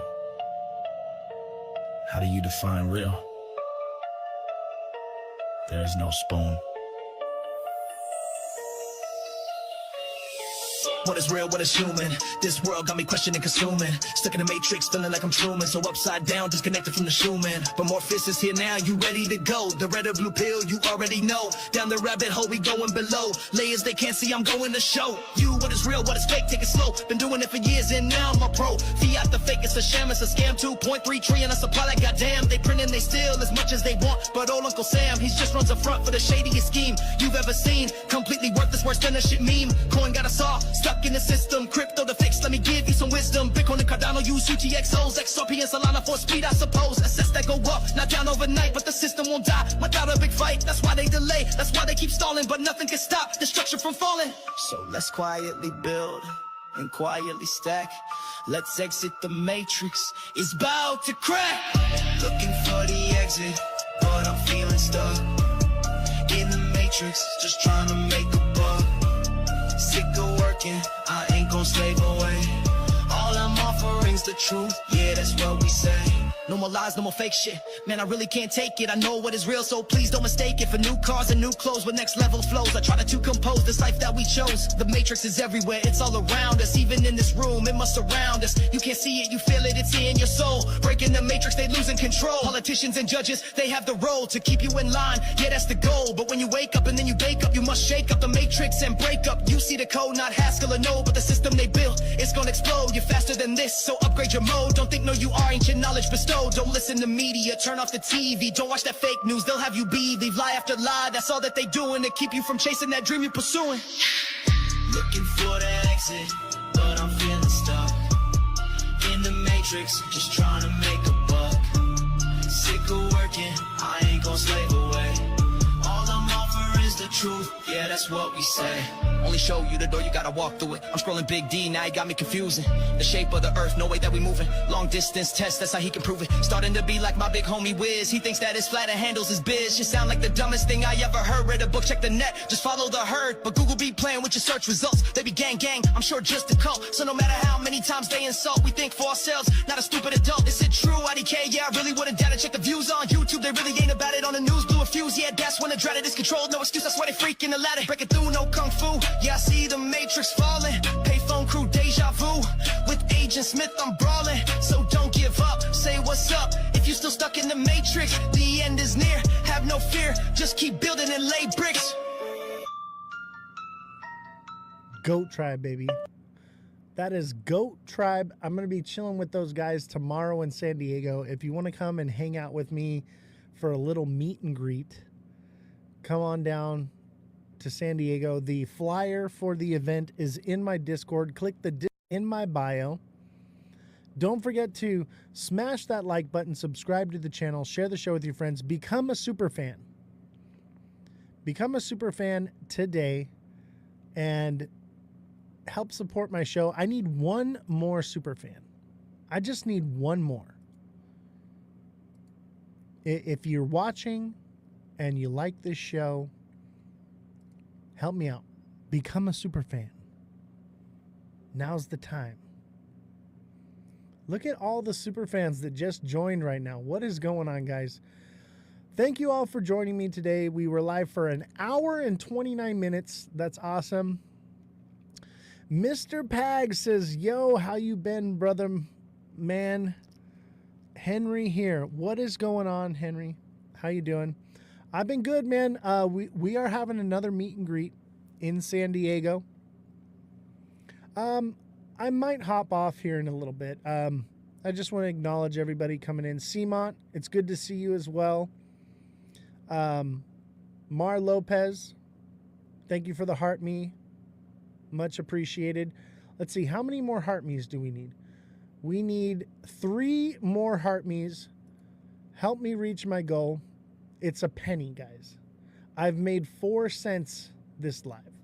4 whole cents. Help me out because it helps the algorithm, right? It's all about the algorithm. XRP chart is a bear trap. I think that XRP could potentially go to like 204, 206, just like Josh said. But then up from there till about December 5th, we could potentially go up. AB Ryder, how you doing? Good to see you. AB with a heart me, thank you. We only need 2 more heart me's. Oz, did you see XRP go to $20? Somebody said it went to $92. It's not real. It's not real. They're creating more FOMO hype just before the whole ISO narrative thing. That's all it is. But I do think because of that, that's why I say like the thing to buy right now, in my opinion, is XRP. But that's a short-term hold, not a long-term hold. If you missed the live today, everything should be recorded and posted to YouTube. But we're back, baby. So if you miss me, we're going to be going live pretty much 5 days a week now. I'm going to kind of do it at my leisure, but pretty much expect Monday through Friday, 5 p.m., something like that. around that time, 5 p.m. Pacific Standard Time. If you want to come hang out with me in person, we are going to be kicking it with the Goat Tribe. All right. We are going to be hanging out with the Goat Tribe tomorrow in San Diego. The flyer is posted in my Discord. If you're not in my Discord yet, Vint, thank you. Vintnur, I think that's how you say it. Vintnur, thank you for the heart me. We need one. Oh, live goal has been achieved. Simon, thank you for the heart me. AB, thank you for the heart me. We achieved our goal. If you miss a live, you can always go watch it on YouTube. It's recorded. Watch it there. But pretty much we're going to be back at it just like we were.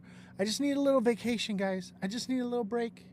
But everything's back and we're rocking. Jesse should be back maybe soon, like for like a cameo, and then probably after the holidays she'll be back. We'll see.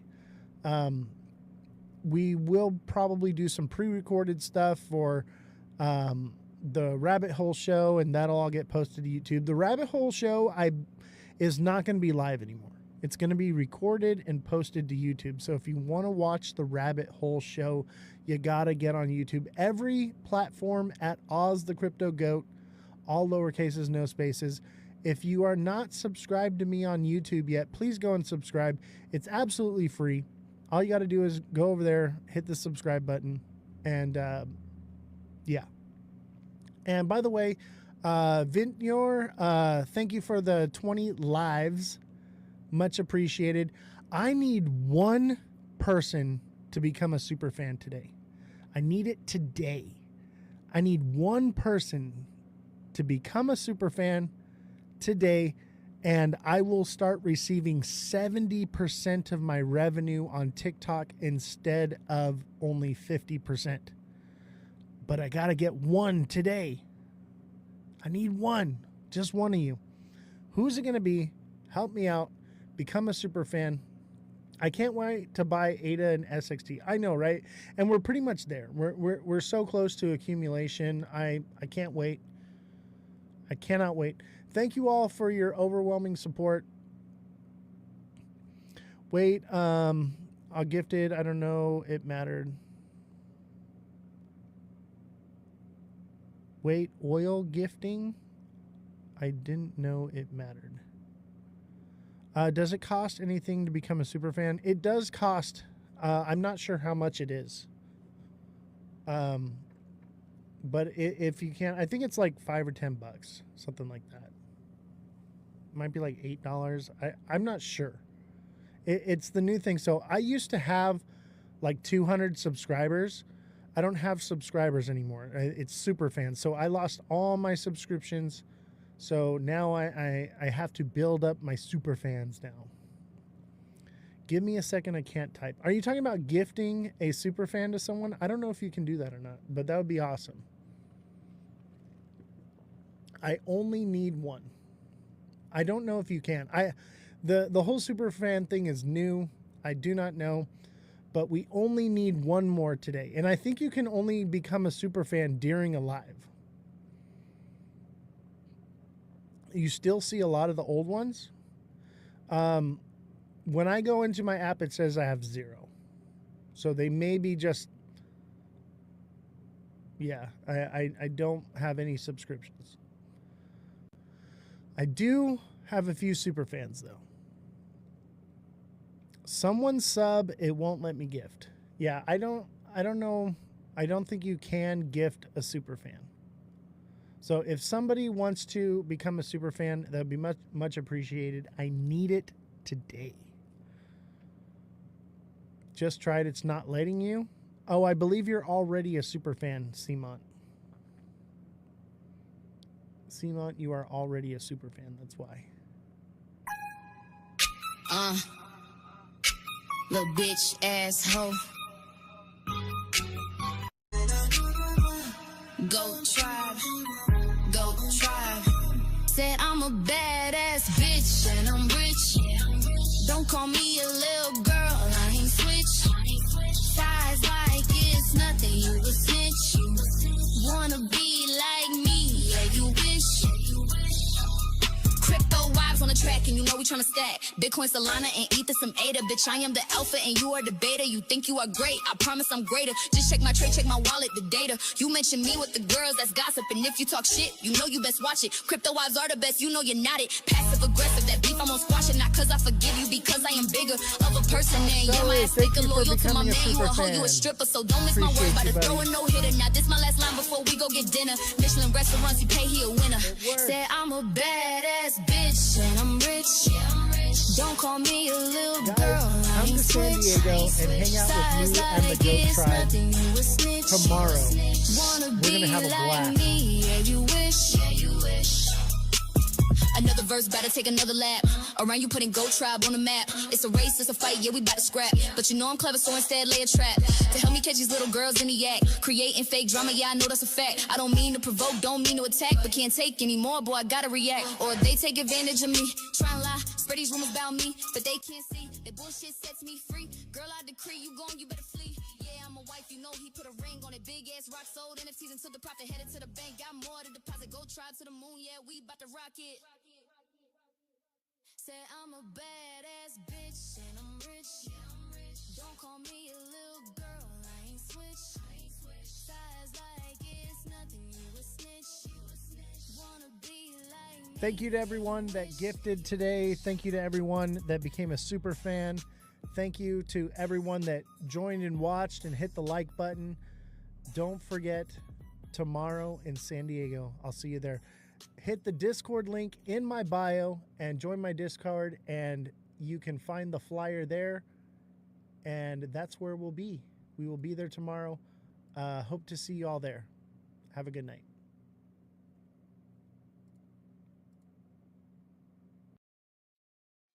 You can't just say fix the camera in the chat. You got to tell me what's wrong. Me, probably. Aha. There it is. There you are. Yeah, I just got done feeding my horse, so. It's off center. Oh well. I really don't care if it's off center right now. I'm not gonna mess with it. It just is what it is. The IT guy comes in and cleans stuff, and sometimes the camera gets moved. It just is what it is. Kind of cool. I'm down in the comment section. I mean, I feel like I'm in the lower bleachers or something. I don't know why that is. Usually there's a bunch of different boxes here. I haven't used any of this software in so long. It's everything got updated. It's all different now. It's all like Christmas. I am so excited for Christmas. Did you see my new picture? I think your guest sounds really cool. Like it's going to be a really interesting interview. Is Jessie going to join us? I don't think Jessie's gonna join us. She's been busy doing stuff. I'm hoping that she comes back to the show soon. But you know, it's the holidays and stuff, you know. But she's down there in the chat supporting. But yeah, I'm hoping to get the whole crew back together and get the crypto show going again, get more guests, and get everything rolling the way it was before we took the break. You know, it's been nice to have a little bit of a break though. Epic. That'll be really nice. So I have a question for you, Belle. Is there any questions that you would have for Miss Nifty as far as standing with crypto? I want to know why we don't know more about it already. Why am I just hearing about it probably maybe for the first or second time? Right, so exposure is what you're talking about. Is this a large movement specifically just for California with our taxation? So globally, there's 2.9 million people. You can see it right here on the screen. The U.S. advocates is 2.6 million. There's 1.2 million policymaker contacts right here. And then they've donated about a little over 500,000 in donations. And look at, you just click this right here. Email your senators to pass crypto legislation. Boom. Click that, take action. Put your first name, Here, let's see here. Last name, email address. Your senator. This will show after you enter your email address. No, I may have heard about that like 6 months ago with a bunch of the XRP stuff that was going around. And the fear of California doing that clawback on any crypto in your accounts that stayed dormant for 3 years. Oh yeah, for the wallets. Well, here's the thing on that. So they can reclaim those funds, but you can actually claim them back from the government. You just have to file. So it's actually a good thing. So let's say that you had a wallet that got lost, or you lost the keys to it, forgot how to access it. The government, after 3 years of inactivity, would basically claim those funds, remove them, and then you could file to get those back. It's just, you're going to have to jump through the hoops. It sounds like something I might want to make a few posts on. And hello, Web3. Thank you so much. Web3, I did put some posts out on Stand With Crypto. And if you want to reach out to Miss NFT, or Miss Nifty, excuse me, she's in my Discord right now. So click the Discord link in my bio. She should be hanging around in there, and you can ask questions or engage there. So click the Discord link. Let me see here. I'll post it in the chat for you guys. Give me just a second. I'm really excited about this this guest today, though. I wasn't 100% sure if they were going to make it, because we actually rescheduled a couple times, but we got it. We were able to make it happen. Let's see here. All right, copy. Web3, you might want to share this out to a couple of your other bros and ladies that might be interested in that, or specifically people from California. Exactly. And it's not just California, it's a global movement. Yeah. So it's more than just California. Obviously, she's the president of the California section of it, but still, hold on, I gotta fix everything. Everything moved around on me. All right, we're good.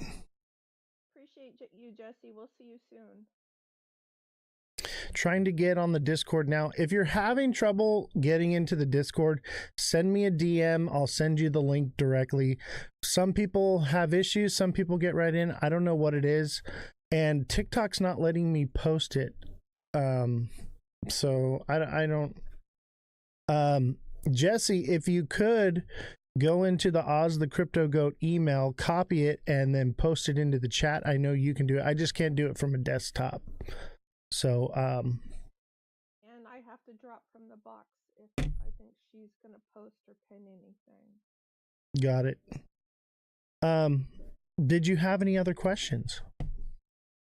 No, I just wanted to know a little bit more about her, and Right. other things she's into, and how she got started in crypto very briefly, and what are her passion projects. Absolutely. And, when she comes on, that's, what we're going to talk about. And then I got a few questions as well. If she has time, I'm going to open the panel back up for you guys to come on and ask questions directly. If she's willing to do that. Fantastic. Yeah. So, another lady in crypto, Exactly. There's actually more women in crypto than I realized. Like, I go to these events and I see lots of women at the booths, and they're not just paid actresses. They're involved. They're doing stuff. So you guys are not alone. Josh said, "Speed me up. I'm late." That's your own fault. You're late, Josh. That's why we start an hour early. We start early so that it gives you a chance to get caught up. But we will have our guest in a little bit. I'm starting to wonder, what does she see for, AI coming online more? What changes does she see for the future kind of stuff? Well, I know that as far as the legislative side of it goes, AI is untethered now. So, Which is scary. oh, it's very scary. At the same time, you're going to see things moving a lot faster now because of that. So, we'll see how it goes. Well, my little tiny business got dumped in SEO ad placement on Google and other sites since August, and AI is coming online and burying your stuff even deeper. It's like you're having to pay Google like ransom now to have your business, propped up on page 1. Yeah, It's from page 1 to page 3 overnight. If you copy the link from your link tree and paste it into join the server on Discord, it works. Got it. So you hear that, chat? Just click the link tree link and then paste it into join a server on Discord, and it should work. We can't hear her. All right. Let me turn up the audio. Sorry about that. Oops. All right, Belle, thank you for coming on, and we'll I'm gonna drop down and let you talk to a few other people, but those would be some basic questions that would be on my mind at this moment. Yeah, Web3, if you could drop that in the chat, I would appreciate it. Thank you very much for your help, and thank you, Belle, for coming on. No problem. I thought if I hopped on, others would follow. Yeah, it's always good to have you. I love you guys. Thanks, Oz. Bye. I'll be listening. Bye. What's up, Mr. Josh TV? How you doing, buddy? What's up? It's good to have you back on the show. It's been a while. How's your show coming along? Well, I've done like 3 live streams so far. I'm not gonna lie, it gets pretty tiring. Now I know what you mean when I'm up there, and like, I don't know, last time I was streaming, I was up for like 12 hours, and I haven't streamed since. Dude, I told you, it is tough, right? Yep. Imagine doing it just 4 or 5 hours a day, 5 to 7 times a week, like that, just like clockwork. And then having something to say every time and be right. It's right. It's difficult. Exactly. So what do you know about Stand with Crypto? Have you heard of it? Not really. I've heard of other organizations, but not this one specifically. So if you go to standwithcrypto.org, that's this page right here. And basically it says, if you care about crypto, it's time to prove it. 52 million Americans own crypto, and yet crypto's future in America remains uncertain. Congress is writing the rules as we speak, but they won't vote yes until they've heard from you. Now, we're going to pull this up and read what it is. So you can actually email your senator. You click on this link right here, and it takes you can put your name, email address, and then it'll tell you who your senator is, and you can email them directly, which is pretty goated, if you ask me. Yeah, I'm going to have to go do that. Definitely read it before you sign it. That's one thing I would say for sure. I have not read it yet. What's up, Purple Bitcoin? Haven't seen you in a while. Good to have you. Is this for the Clarity Act? I forget, because I'm pretty sure one already got passed, but they cut the other half of it out, right? I'm not sure, and that's some of the questions that we're going to ask. Right, because I was going over the kind of I'm pretty sure it was the Clarity Act while I was on stream, kind of going over what's in it, what things are important, what certain things meant. Yeah, and I do think that we need some clarity. I think we need some legislation, But I think more or less we need more like a crypto constitution, something that protects us in a way that makes it so the government can't get too deep in it and can't start controlling it too much. Because the whole idea of crypto is to have the people in control of their finances, right? So Right. we don't want, the government to come in and overregulate it in a way that just creates control. And that's like the biggest argument that I saw when they had people like Brad Garlinghouse and other people kind of talk to these congressmen and these senators. I'm not sure if you remember that. That was a while ago. That was like midsummer. And they were going back and forth arguing over, we want control. And then somebody else stood up and said, well, yeah, I agree. There should be some level of control, but not to the point where the government can come in and start treating this like, any sort of financial bank account. Absolutely. My biggest concern is control, right? They could basically flip the switch Right. in the opposite direction and debank you with that kind of control. What are your thoughts? Right. I think looking into it recently, so many people argue over the whole decentralized aspect of it, and like really looking into it in the last year or so, I've really begun to notice is that essentially everything runs on the exchanges because you're still exchanging for fiat, so everything is essentially still running on fiat.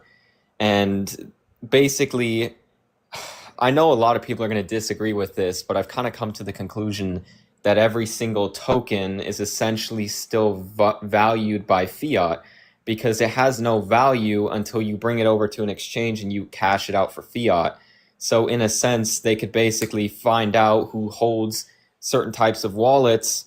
And the problem is people say, okay, well, you can put it in a cold wallet, but if you ever bought Bitcoin on an exchange, that transaction from the exchange hold to your wallet is now a transaction. So they can link back because you upload your ID, you do KYC, and then they can track, okay, this person bought Bitcoin from this exchange, they moved it over to their cold wallet, then they took that Bitcoin from their cold wallet to a different exchange, but that exchange can look back and kind of see where that came from. And then, if we get to the point where the government can, I don't know, request some sort of file from these exchanges, like be like, we're looking into this person, we need you guys to hand over all the information, like who is this guy, their ID, all their information. And that's what I really don't want to happen, is when, the government can come in and basically force these exchanges to give out all that information, because then that crypto is now useless. I mean, they can ask them to freeze your assets, which a lot of chains, they can do that. Yeah, XRP, Ledger can, HBAR, Ethereum. What's a couple others? There's a whole list of them. I actually posted them here on my TikTok. That lists all of the exchanges that you can basically be delisted or debanked from it. They can seize your assets. They all have some sort of smart contract written and slipped in there. And what's crazy is it's put in on a level where it was only found out that it was there through testing. So they would test the blockchains to see if it had any of this type of smart contracts. And all the big ones, man, they all have it in there. So it's a bit concerning. And it's not something that you can just look up and know that it's there. It's well hidden. So that's very concerning as well. What are your thoughts on Bitcoin? Do you think that you feel a little bit safer with it, given that there isn't, I guess there's that extra level of, okay, it's the first token, and then also looking at it now, it's a lot harder to freeze somebody's Bitcoin address. But the only part that still doesn't make sense to me is I feel like they could just figure out what address belongs to who and just refuse to cash them out at an exchange. That's my only concern now. And I don't know if you've heard, there are certain people, there's a specific name for them, but you can basically send them the Bitcoin and they deliver cash straight to you. The only problem is obviously that's a lot more difficult, but I would like to see more options to pay for things with your crypto directly. That way you're not forced to bring it over to an exchange and cash it out for fiat. Right. If you get what I'm saying. And I feel like holding stable coins, you can do that already, right? So if you're using USDC and let's say you're using Coinbase or you have like an Arculus wallet, Arculus has tap to pay. I have a Visa for my Coinbase. I don't use it because who wants to use Coinbase, right? But you know, it does exist, but I can't spend like Bitcoin directly. I can't spend XRP directly. However, this company right here, it's this is their pin right here. I think it's XPX. I think is what it's called. I'm gonna try to get them on the show here soon as well. But they've only been running for about 16 months now. But it's basically a way that you can spend your XRP or your Bitcoin or your Ethereum as cash with a card. So that's a new technology that's just come out. Interesting. And I'm really excited to have him come on. And like I said, they've only been live and building for 16 months now. And it's growing very quickly. So I'm interested I think more to and see more, what happens with that. I think that industry is just going to continue to get bigger because more and more people are kind of understanding, what's the point of crypto if everything is still going to translate through fiat at the back end, right? Like, Right. obviously, even gold bars are exchangeable through fiat, but you can still trade gold for other things. So I think just having the ability to pay for things with your coins directly instead of having to go cash it out for fiat first and then paying with fiat. And also, I think it would boost the overall value of crypto. And I don't know. I think we're going to start to see more of that in 2026. I'm already seeing all of these crypto influencers, especially the ones you shouldn't really trust, like the ones that are always, the orchestrated pumps of cryptocurrencies and new projects. And they're basically saying that privacy is going to be the next thing, which is true, but they're also promoting a bunch of fake privacy coins that don't really do anything privacy. And I think that's the only thing, and that's where I would like to see some sort of regulation, because I feel like nowadays anybody can make a team, make a coin, say it does certain things, and then when you actually look at the capabilities of it, it's all just headlines, for example. I'm more along the lines of buyer beware, right? So you should be doing your own research. Like, are you just going to pick any bank to bank with, or are you going to look around and see, do I want to use a credit union? Do I want to use a small bank? Do I want to use a big bank? Do I want to use a business bank? You have to, have some kind of education in it. I think that more or less the people should take the time and learn. And, right now, crypto is like the Wild West, right? And Right. during the Wild West, people would sell products. And one of the issues that we had in the Wild West was medicine. So they had snake oil that they would sell to people. And I think it was like killing people, or it was just didn't do anything.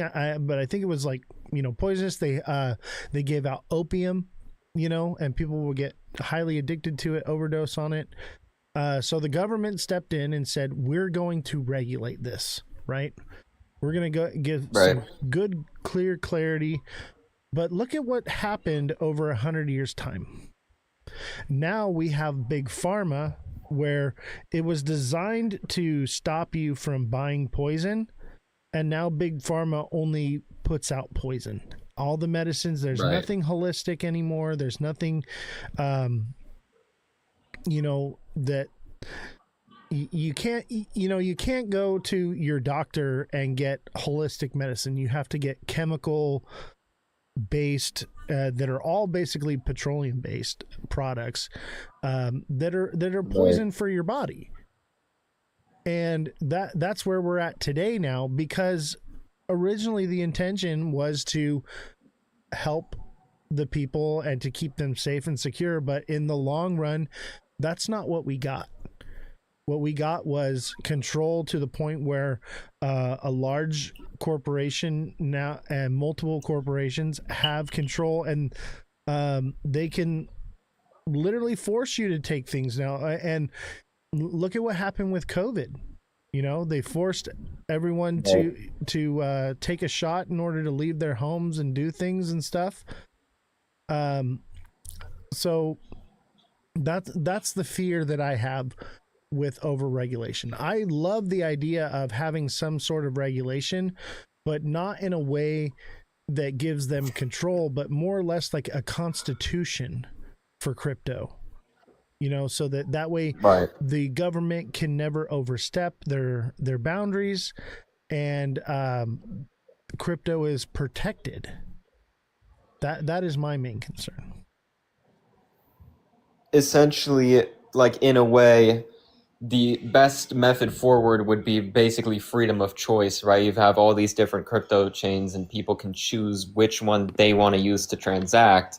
Same way that I don't believe that the entire financial system should be shifted over to crypto completely. I think people should still have the choice to pay with regular fiat, if they want to use Cash App, because they should be able to have the choice to use what they want to use.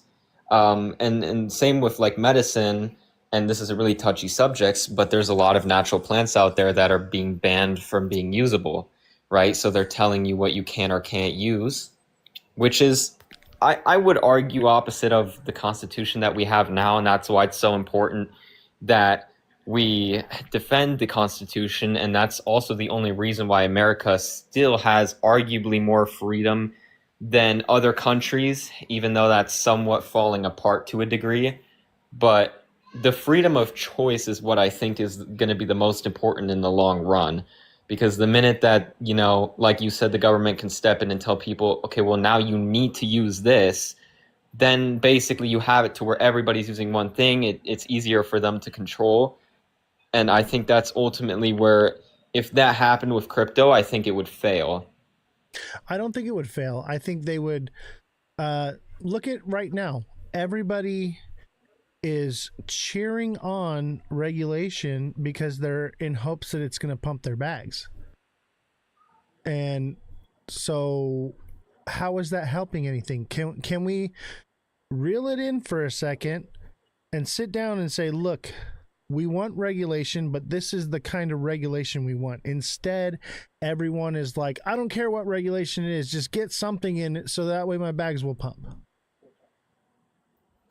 I think that's why I like Cardano's CEO, Charles, so much, because he was talking about this on a live stream the other day, where he was saying, look, I understand that, our chain arguably hasn't been performing as well as others. And he was explaining that's because he's not selling, his company out to these big institutional companies like all these other chains are. And he was talking about how everybody's trying to rush the process of regulation and adoption simply for the purpose of, pumping up the prices.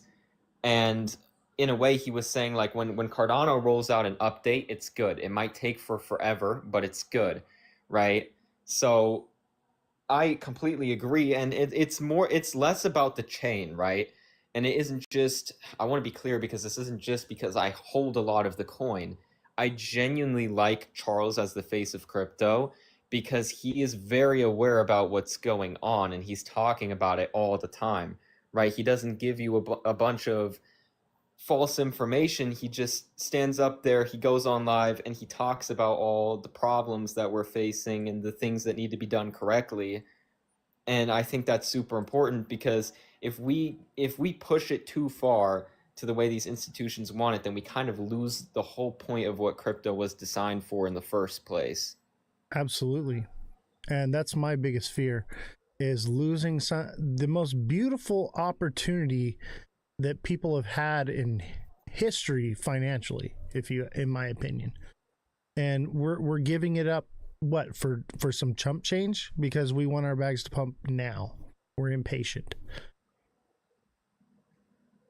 I think we need to see total, I would say organic growth would be better, because if you look past it all, the last cycles on the total market cap chart, it always comes up and then all the way back down before it goes back up. And we're never creating new floors, which tells you one thing, and that's that the overall market isn't gaining any sort of stability and growing. And that's the current issue, is whenever you push all of this adoption as news and you get all these people to front run the markets, they take it back out because there's still uncertainty, and then you're never making that new floor, and new people aren't going to come in because they don't necessarily trust it.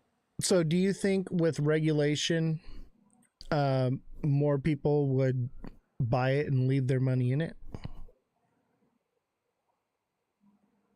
I think they would, partially because they've also, everybody's told growing up that it's important, right? Like, you need to have your money in a safe bank, this and that.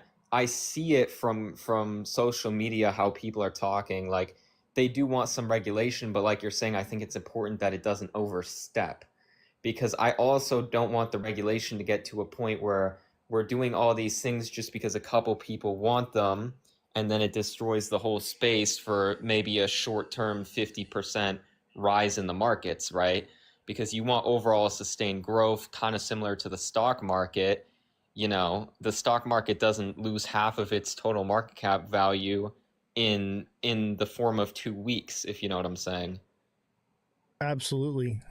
And I think that's the issue, is everyone is content with the small pump now, because their plan is to pull the money out. They're not looking. I mean, some people are. They're looking to hold long term. But some people are just like, they think that they're going to put in $100 and come back in 6 months and be a millionaire. I think that type of mentality is also. Go ahead. No, go ahead. I forgot what I I was just going to say that. I was just going to say that type of mentality is kind of what destroys the crypto space, right? Because if that's what you tell people, I mean, I would say from now that I started trading more, I like the volatility. And I think even if crypto grows, there's still going to be more volatility than the stock market, which is good, because like we were talking about earlier, people have freedom of choice. They can use the stock market, they can use the crypto market, right? They can choose if they want more volatility or less volatility. But I think overall, if you look at it, I don't know, just telling people that they can put a small amount of money in and that it's going to go up, it just hurts the space. Because if we were to address it a little differently, I think also more people would trust it, right? If they saw stability. I mean, why do you think more people trust Bitcoin, even though there's more gains to made elsewhere? Because it has a track record of going up every time. And we haven't seen that with these other chains, right? It's the biggest issue that Cardano is facing right now, is that it made that one all-time high, and people want to see it go past above, because then they're seeing that, original people who bought it are trusting it, and they're coming back into the space. Yeah, absolutely. And this is where I come back to the idea of, we're just really early. There's a lot that needs to happen as far as trust, security, privacy, insurance, knowing that if I put something here, you put money in the bank and you're FDIC insured. You don't really have that with crypto. Right. So, there has to be something that makes people feel like, okay, we're good. And I think that, government regulation is something that does lead in the right direction. And like I said before, my main concern is that we lay the proper framework for that before we're just pushing through policies just to get anything through just so that the bags pump. Right. And I think same goes too. I think more people there should be better tools to store your own crypto. Because I think another reason why these cryptos are so volatile, and you can look at on-chain data to back this up, is the fact that when everybody holds their coins on exchanges, they can move it around, they can do what they want. For instance, they can actually sell the coins that 1,000 people are holding to dump the market. And if these people want to cash out, they have enough fiat available to cash them out. So it's a mimic. You could log into your Coinbase and it says that you have, 1,000 XRP or 100 XRP, but they can sell your XRP and the number will stay there because they have the fiat reserves to pay you out if you want to cash out. And when people leave their money in exchanges, it allows them to move it around and manipulate the market. So I genuinely believe that if more people started holding more of their coins on their on private, ledgers, wallets, I think there would be more stability in the market and more trust, because you see how Bitcoin's price starts pumping when exchanges move their Bitcoin back into a wallet, because that signals that they're not selling in the immediate short term. Right. So if everybody started moving more of their crypto over to wallets, that's trackable. It would show some strength, stability in the market, especially whales. I think that's what we need to see, more adoption and tools towards holding your own crypto. What's up, Satoshi? How you doing, brother? I'm doing all right. What's going on? It's good to see you, man. We got about 6 minutes before our guest comes on, so I'll let you say what you wanted to say, buddy.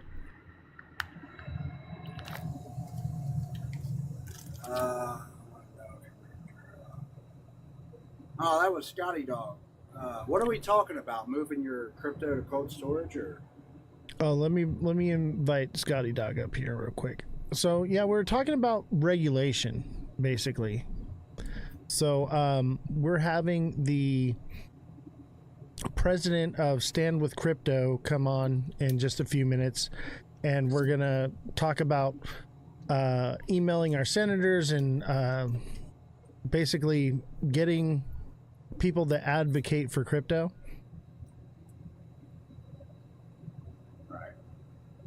All right, Scotty Dog, what's going on, brother? Going on, Oz? What's up, boys? And Run Up, how you doing, brother? Yeah, what's good, Oz? Thanks for having me up. And Absolutely. Hey, everyone on the panel. And if you guys want to stay up on the panel while we have the guest is going to be through Discord. And if you guys have questions throughout the interview, you guys are more than welcome to stay up and be a part of it. But Scotty, you want to go ahead? No, I mean, I'll just sum up kind of my thoughts on this. Recently, I think we forget that crypto's still a toddler. And being that, I just do the analogy that when you look at a toddler, sure, you can have aspirations and thoughts of what that child is going to become, but you don't know. It takes a lot of investment and a lot of effort and a lot of commitment to guide and support. And I think maybe that's something you're getting at, where it's almost like everybody's a lot of the people in crypto right now that could be doing something to make a difference are sitting back and letting the foundational part of crypto, the decentralized, the ability to try and do something and have control yourself, slip away. And that's what I meant by my comment in the chat. We're like lab rats just waiting for the players to use us to fine tune their takeover. One sentiment I've noticed when I bring up this subject is people say, well, the institutions are just going to do what they're going to do already. The big money's already got their hands in it. There's nothing we can do. And I think that that's very wrong. And that's why I'm really excited about this guest coming on, because I feel like this is an opportunity where we can have our voices heard. We can do something about it. You don't necessarily have to go and click this and use their predetermined letter. You can write a letter to your senator. You can write a letter to your congressman. You can get involved. Your voice can be heard. If 10 of us all emailed our congressman, that would create a ripple effect. You think that it doesn't matter, but it does, especially with primaries coming up. This is our opportunity to actually make a difference, because when primaries come up, they're afraid. You know, this is your one opportunity to have your voice be heard. 100%. You don't want to be the person that doesn't even give a voice and then complaining about it after. Yeah, and that's the majority of people. People want it to just be done for them. They just want it to happen for them. They don't want to literally click a website right here. It's this easy. Name, last name, email, address. Click your senator's name, and then they have a thing, and then boom, click send. It's that easy. It's that freaking easy, but you know, who's actually doing it? And it seems like the people, the sentiment is there's nothing I can do. There's nothing I can say. They're not going to listen to me. Run Up, did you have any thoughts real quick before I pull up Miss Nifty and we give her a chance to talk, and then I'll give you guys an opportunity to ask questions if you like?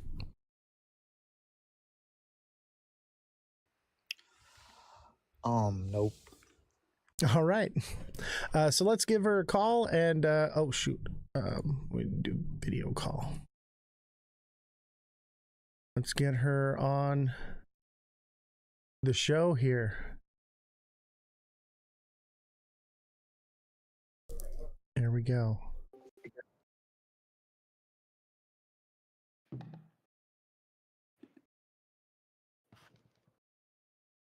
Like we're connecting.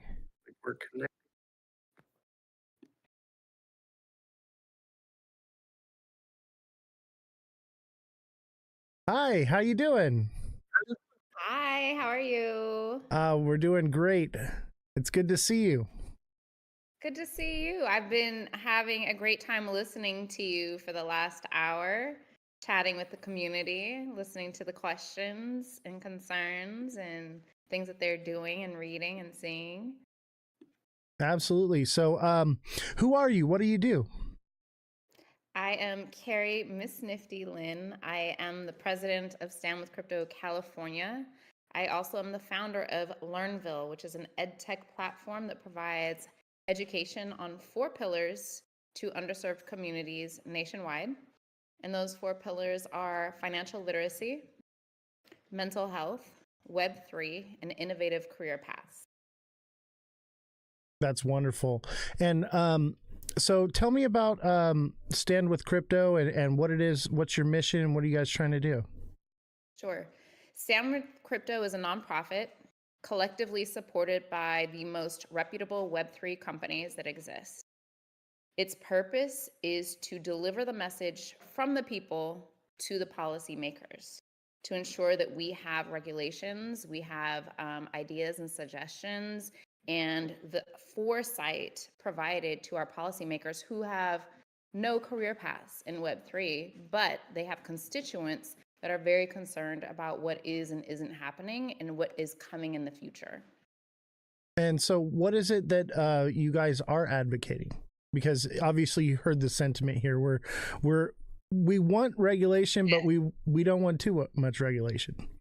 And that is the point, right? We want to make sure that we're safe. We know that the government is not going to come and attack us. We won't be sued for something. And it's a safe space for us. However, we don't want them to say, well, now you can't invest in anything you want to, and we can freeze your accounts anytime you want to. You had a guest on there talking about that specific thing, right? If they know who you are and you KYC in a bank, if you will, right? A custodial account and you move it over to a non-KYC account and then you send it over. Like, can they freeze it or what will they do with it? And that is a big concern. And so that's a part of the message that we deliver to policymakers. I love that. And so, yeah, it's imperative. And we've gone through this last year and a half between constituents and policymakers to deliver messages in order to get through to the Genius Act and to the Clarity Act, which we're still working on very heavily. I will be back in DC next week talking to Congress and Congress members in regards to this. We want this taken care of. We want to feel safe. We want to know that we can start new businesses, we can launch new products, and we're not going to be worried about the government coming after us. And that's one of the things that the Clarity Act will give us, is a safe harbor period when you're starting a new business and you don't know what category you necessarily fit in. And as an entrepreneur or anybody who's starting a new business, you have all of these different ideas and you start with one idea and you go through this, all of these different things when you learn knowledge, and then it changes a little bit of your goals for that business, and it shifts here, here, and here, and here. You don't want to live in that fear that the government's going to come after you as you're growing your new business in this new innovative space that there's not a lot of regulation around. Yeah, my like I said, and obviously you were listening. My biggest concern is being like debanked, being unable to access or use my crypto. Also, one of my concerns is overreach. And one of the things that I'd like to see more or less with crypto as far as regulation goes is obviously we need to have some sort of okay, this is the baseline right here, right? These are things you can and you can't do, right? So that there's some kind of control and regulation, but not so much for the people, but more or less for the exchanges. And to see more of like a constitution for crypto than less of like legislation, to where basically the Constitution is in place to protect us, the people, from the government. And basically that would be the same concept, is a way to protect us, the people, from the government's overreach into crypto. That's something I'd like to see. What would you see in a crypto constitution? What do you mean, what guidelines? Correct, right? Because you're using blockchain. So there's not a lot that you can really say, you can't do this, you can't do this, because everything is so transparent, you can find it. And if they are in control of stablecoins, for example, right, they are going to be responsible for what's going on and how they're operating and who's able to launch stablecoins. Yeah, I think that there should be regulation for those that launch stablecoins. Like, I don't think I have any business launching my own goat coin or something like that. You know what I mean? But I think if Walmart and Amazon and all these different corporations are going to launch their own stablecoins, there needs to be some sort of oversight to basically not charge people, because if everyone's got their own stablecoin and I've got USDC and now I got to transfer it from Amazon and now I got to transfer it to Walmart or whatever. Now we're talking about a new type of service charge, right? So I think that's one issue that needs to be addressed. By the way, I'm taking note. Absolutely. And if you want to, we can get together. I'd love to write a constitution and have something that we can put together. This is obviously something we can't throw together on a 1 hour podcast, but I'd love to work on it. Right. Something that I've kind of toyed around with, along with some other organizations, is like a AAA, if you will, right? So certain hotels are rated, 5 diamond or star, I think it's diamond, 4 diamond, etc.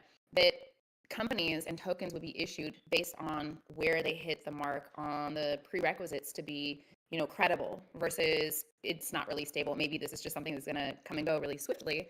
But that organization or association would be created by the people, which could do what you're talking about, right? Create this for the people crypto constitution and create this association that manages it and oversees it. As long as they can't be bought and paid for. Correct. That's going to be the biggest thing. Yeah, and I think that's the big issue that everyone has with regulation, the sentiment because I've had this conversation many times, and they're like, oh, well, we're just the little guy. Nobody's going to listen to us. Nobody's going to do anything for us because we don't have the money. We don't have the backing. We don't have this. And it's just like, I can't. And I'm like, you can do something. You can let your voice be heard. That's what's beautiful about our country. And it's time we started standing up and doing something about it. Yes. So something really amazing about Stand With Crypto is we organize in all 50 states. I mean, we're global community, if you will, right? So we have Australia, we have Canada, and I'm a part of the US one. And what we do though is we do IRL, a lot of IRL activations. I focus on experiential because I think that it's really important that we have a lot of touch points between each other to build stronger bonds, as online is online, right? We always have a community. We can always talk to each other online, but the IRL experiences, the wisdom, the empathy, and the love doesn't just come from online. It creates stronger bonds in person based on the interactions that we have and what we're experiencing together. So I really love experiential activations with our advocates. And that gives me an opportunity to learn more about our advocates, not just about, hey, these are my concerns as I'm building my business, or this is my concerns I'm buying and trading and selling crypto, but what is their thought process? What makes them be afraid of this versus that? What makes them excited about this versus that? And then I get to better understand them and what it is that they need from their policymakers and the government to protect them, and or be better prepared for things that may happen in the future when it comes to Web3 things such as crypto and AI. AI is a big thing as well. But learning more about an individual, not just about one subject, helps you learn more about their thought process and how they will deal with and address other things come future forward. Yeah, one of the issues, sorry, I just had a mind blank right now. One of the issues that I have, shoot, what were we just talking about? I remember. The legislators, like on your website, it shows like who's pro crypto and who's not pro crypto. Absolutely. I would like to see maybe like a mission statement or something from these people that are pro crypto. What is their actual stance? Because I'm a firm believer that there are two sides to standing with crypto. There are those that want the machine to win, obviously, and have that full control, and there are those that want the people to have the control. So maybe clarifying that as well, it would be a good. I am taking note of that, and I will say that our grades on policymakers strictly pertain to where they voted when it came to something crypto related, right? Are they supporting it? Are they voting yes? Are they helping to write and push forward regulation and safe legislation for us? Now, there is somewhat of a challenge when it comes to Dems and Republicans, simply because this administration, who happens to be Republican, is so pro crypto, but also makes a lot of independent money by investing and or using their name in crypto. And so what that does is it directly impacts Dems to say, well, then that means it's Trump. If you're pro crypto, then you're pro Trump. And what we're trying to combat is crypto is not a Trump thing, it's a people thing, right? It's just giving us an extra hurdle that we have to help push back and show, which is why it's really important with us in Oh, you froze. crypto, the faces behind anybody, but crypto. Hold on a second. Looks like we're having some issues here.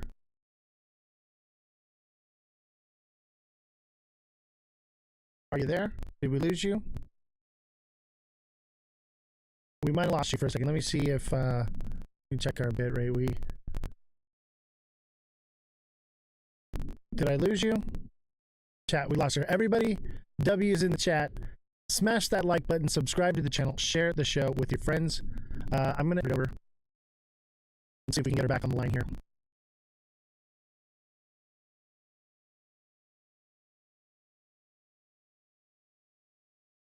Goat. W's in the chat, everybody.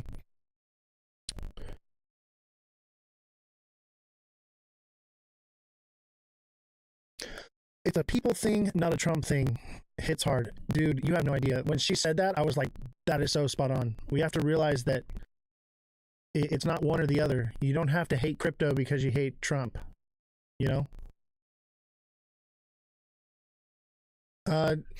And I'll just take this time here. Thank you for all the gifts that have come in. Thank you for helping me reach my live goal. Let's set a new goal here.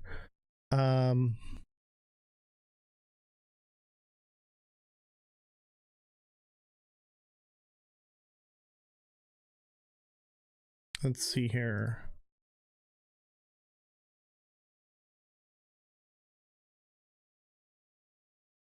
All right, I think we're set. Yeah, we're having some internet issues right now. If you don't know, there have been solar storms, and with the solar flares and the solar storms, the internet has been a bit shoddy. So that's been a problem. So that's partially why I haven't been going live every single day, because I'm like, okay, maybe we should just wait for the internet to get better. There you are. I see you now. I was struggling. Yeah, no worries. there has been internet issues across the world right now. There's a solar flare storm going on that's going to be going on for the next couple months. 2/3 of the internet was out across the world for a while there. So it just is what it is. We're dealing with it. Thank you. I appreciate that. Okay, so where were we? You were talking about how the Trump issue and the crypto issue are two separate things. You don't have to hate crypto because you hate Trump. You don't have to love crypto because you love Trump. You can pick your side without, being polarized by politics. Absolutely. And that's where Stand with Crypto stands. I love that. And that's how representatives are graded. But behind the scenes, or not necessarily behind the scenes, but that is something that we try to combat between the two parties so that they understand that this is for the people, and we explain and we fight to show the voices behind crypto. And so it's imperative that I am in tune with all of you, right? Crypto natives and people that are just simply interested in crypto that can benefit from it. Tell your story.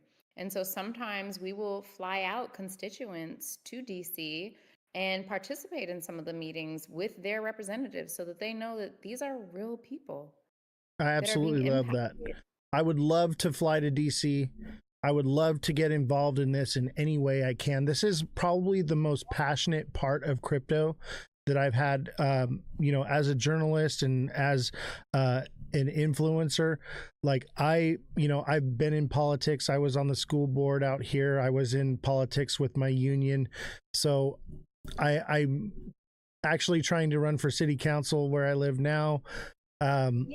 Yay, right? Because I want to make a difference. I believe that I can make a change. I believe I can do something good and useful with my life. I'm retired now because of crypto, so I have the time on my hands and the ability to do it. So I'm trying to be involved and give back to my community as best in any way as I can. That's why I have this show. I don't make any money doing this. My back hurts from sitting in this chair. Somebody, we're getting a fund together. We're sending him crypto to buy a back-friendly chair. I have one, but we got new chairs because we have a dual set, and when we have the other show that we do, it uses these chairs, and so I didn't have time to bring the other chairs in from the other set. So basically, you're choosing to go through this torture. Yeah, I put myself in this position. Got it. So back to crypto, and back to getting involved in DC and helping constituents talk to their senators or representatives. That's an amazing thing. Yeah, so we have a chapter in every state. And so there are activations all the time. And so any of your subscribers or listeners at this moment, please feel free to reach out. My DMs are open. I always love to hear creative ideas and suggestions of how we can do better, or what is a great way we can get our goals out there and our message out there to our policymakers so that they can represent us better. In short, we are the people's voice to the policymakers, right? We are the trusted resource of information to the policymakers and to the people. So when it comes time to vote, we are giving you the information and saying, hey, this act says X, Y, and Z. Not what you're seeing marketed on the screen, but this is what it actually says. This is the fine print. So you choose how you want to vote, and this is what it says. And the same thing goes on the upward side to the policymakers, right?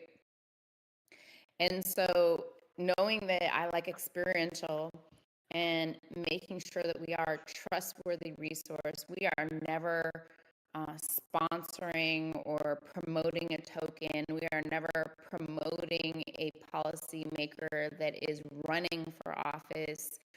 We may collaboratively do things with people that are in office, but we're not pushing you to vote for any one person when it comes time to vote. We're just giving you their stance as it pertains to crypto. That's it. Yeah, and I love that.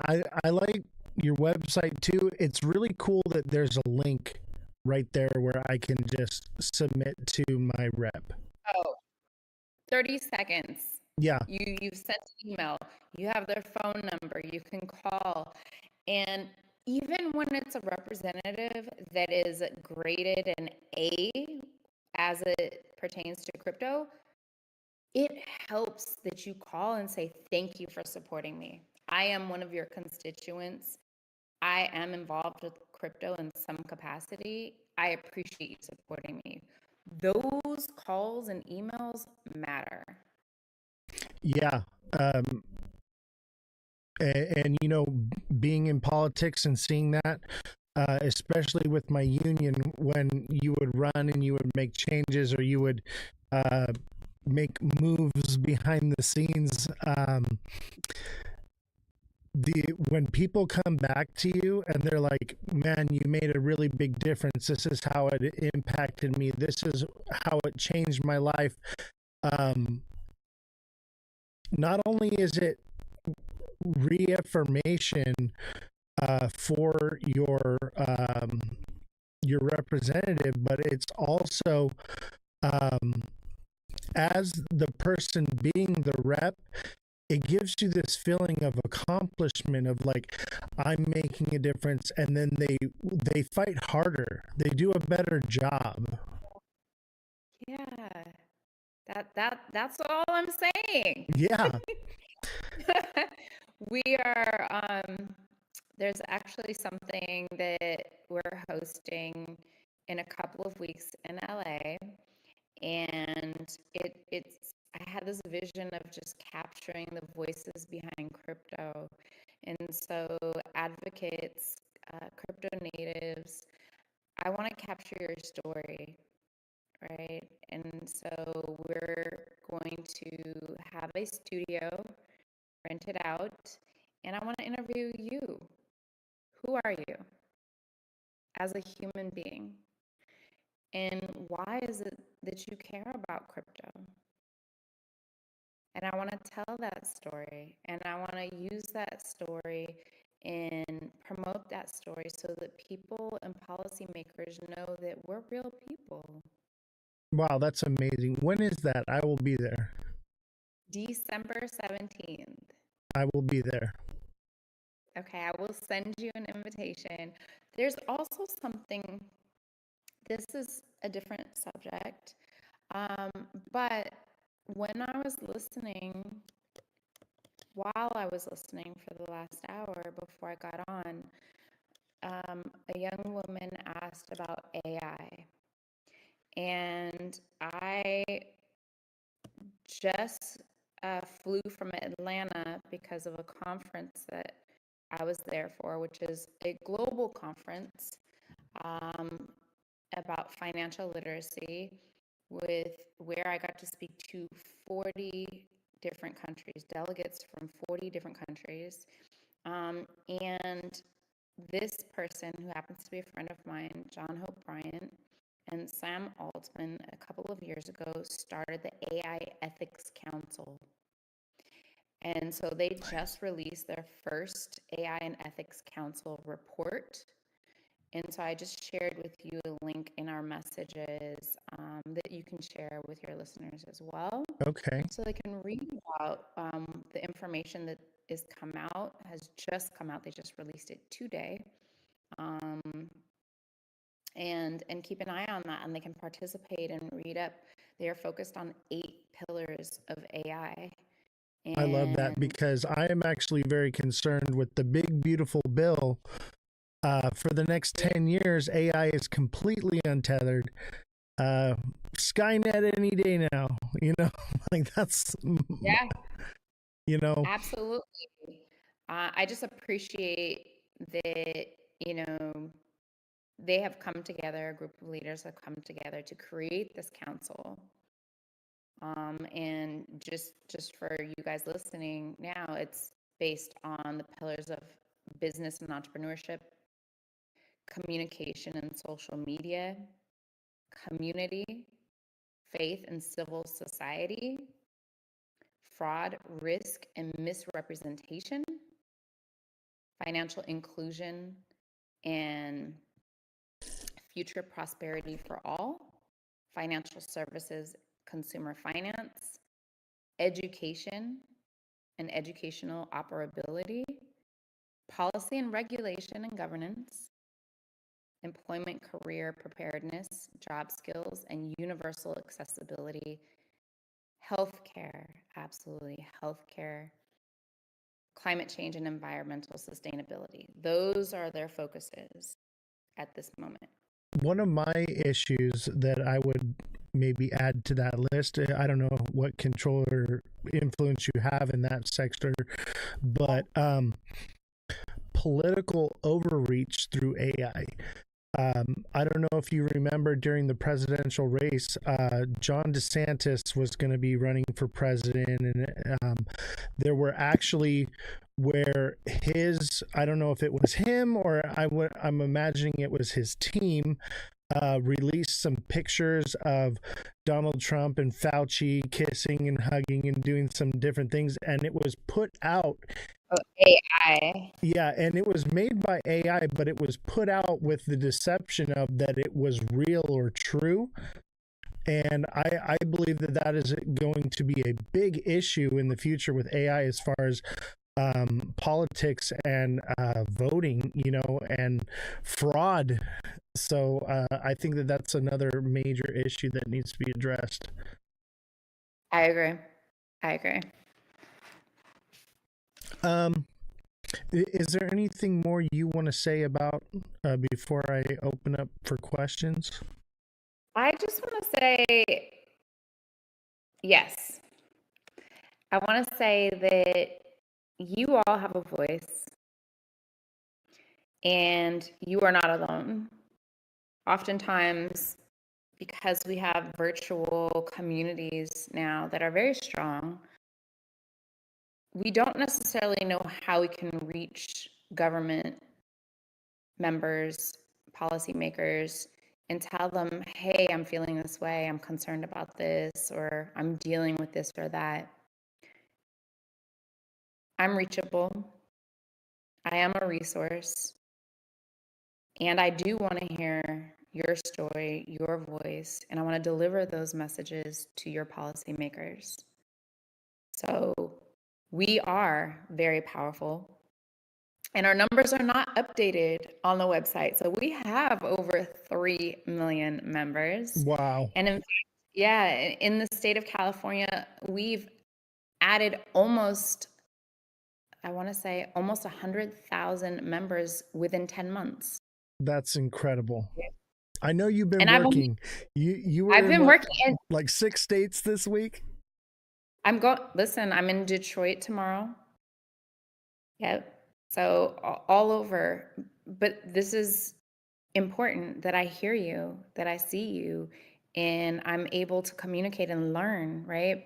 All of us pouring our information and our concerns and our ideas and suggestions into this pool so that it can be delivered, the messages can be delivered, and solutions can be created, and safeguards can be created is important. It doesn't happen unless we have all of the information from people from all different walks of life. Absolutely. You don't see what I see. That's so there's no way. That's one of my favorite things about TikTok is, obviously this is a podcast and things have been a little bit slow because I took like a month off. So we're kind of building it back up a little bit. But I can open up a panel. Are you still there? Yes, Okay. I just needed charge because I don't want the computer to die. No worries, no worries. Take your time. But one thing that I There like we about TikTok is I've got 1, 2, 3, 4, 5 people sitting in the panel right now. And we have conversations where we talk like we're on the phone, and sometimes we talk about crypto, sometimes we're just talking about wrapping Christmas presents, whatever it is. It's a more tight community where you actually like become friends with people in Australia and New Zealand and the UK and in Canada and all over the world. There are people. When I started doing this, I never imagined that I would ever gain a close connection to any of these people. And like YouTube, I don't know any of the people on YouTube. You know, they watch the recordings, they come back later. You know, I don't talk and conversate, but the people on TikTok, they're there in the chat, they're talking, they're up here on the panel, they're waiting to ask you questions. Like it's a family, and it's yeah. And so like we have a much more tighter community. The downside to that is TikTok is so suppressed. I got suppressed today. That's why our viewership is so down. I got flagged for misinformation. Really? Yeah. Anytime you tell the truth on here, you get flagged for misinformation. So yeah. Listen, the big people are in charge. Somebody. Right. So I do apologize for the low viewership, but all this is recorded. People will still see it later on, and I'll clip it and post it out, so it will get out there. But unfortunately, our viewership is very low because of that hit today. That's not the point. The point is we're here together. Absolutely. And we're delivering a message, and we care. Absolutely. So that's what I care about.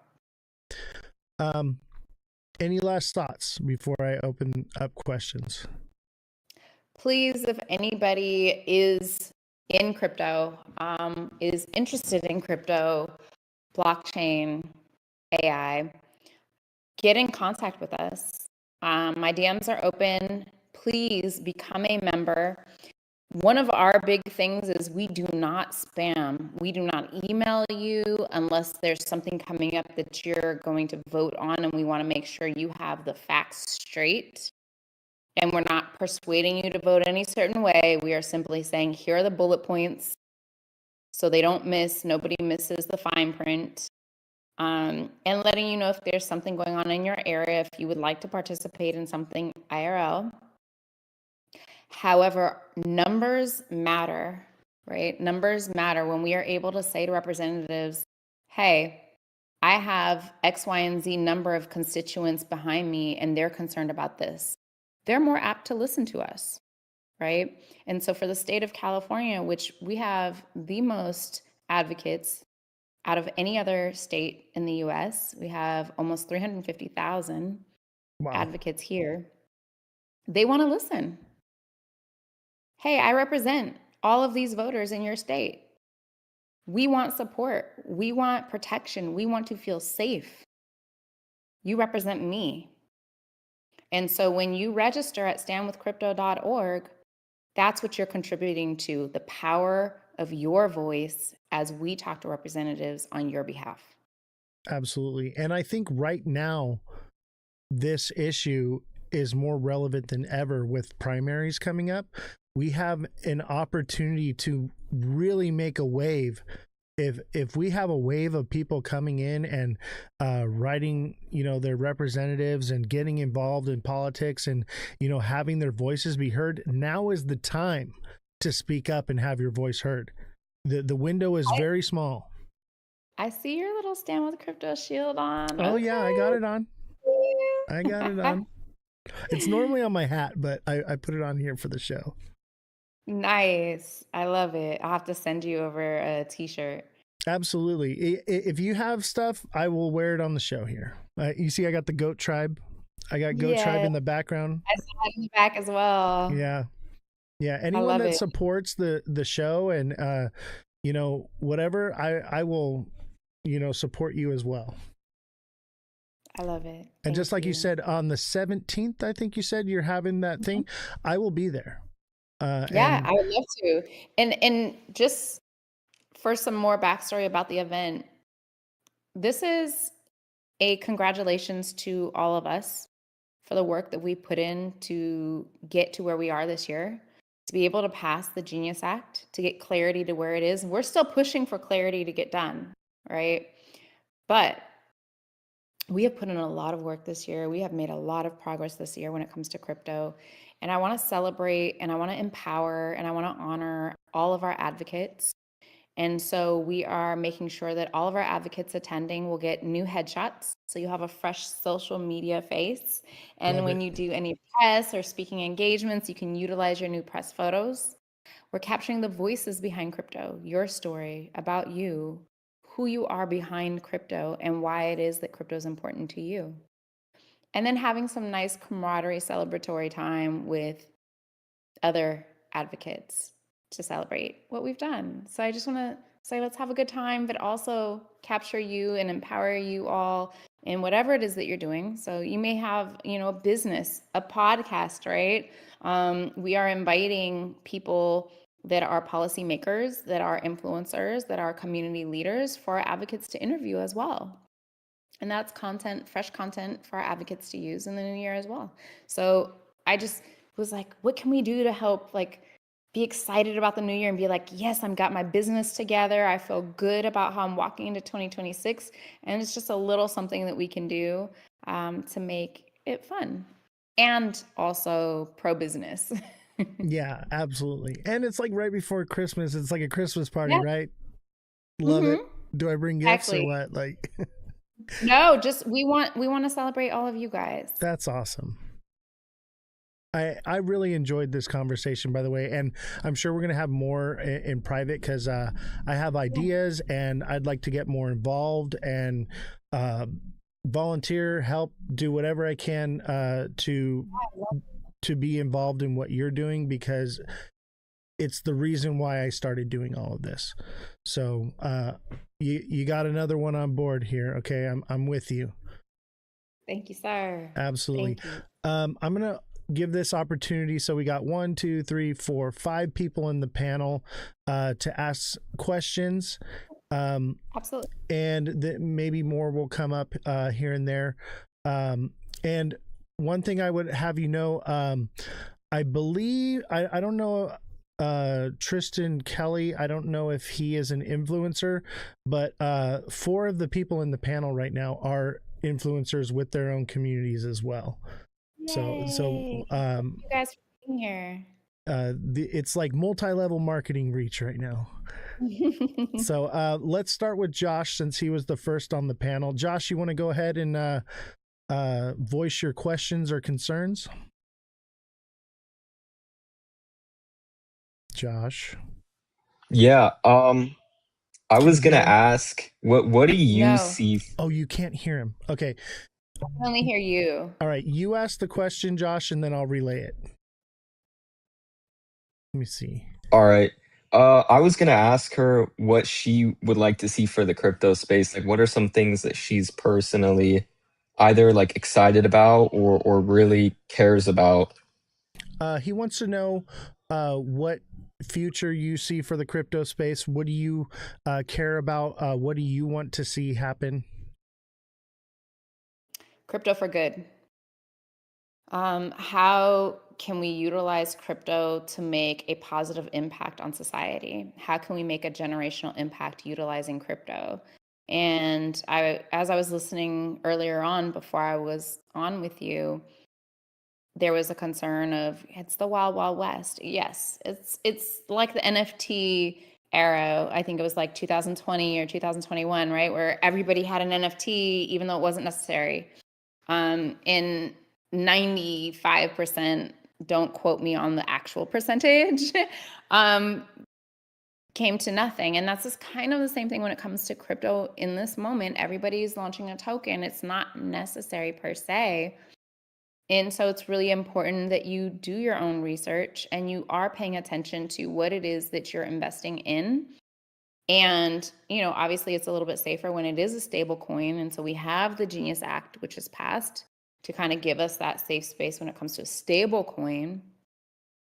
I think that I almost see a universal token, to be honest. I mean, everybody wants to launch their own token, but like you mentioned earlier, like is to swap out tokens, you're paying gas fees at minimum, right? Right. And so what are we going to do? Swap out the JP Morgan Chase token for the Bank of America token, for the Walmart or Amazon token? We're not going to be swapping out tokens like that. Sorry, I didn't mean to cut you off there, but I didn't want to lose this because I think this is very important. I'm a little worried about a one token environment. What I'm more worried about is a million token environment, a token for every single thing you want to do. We're going to have that.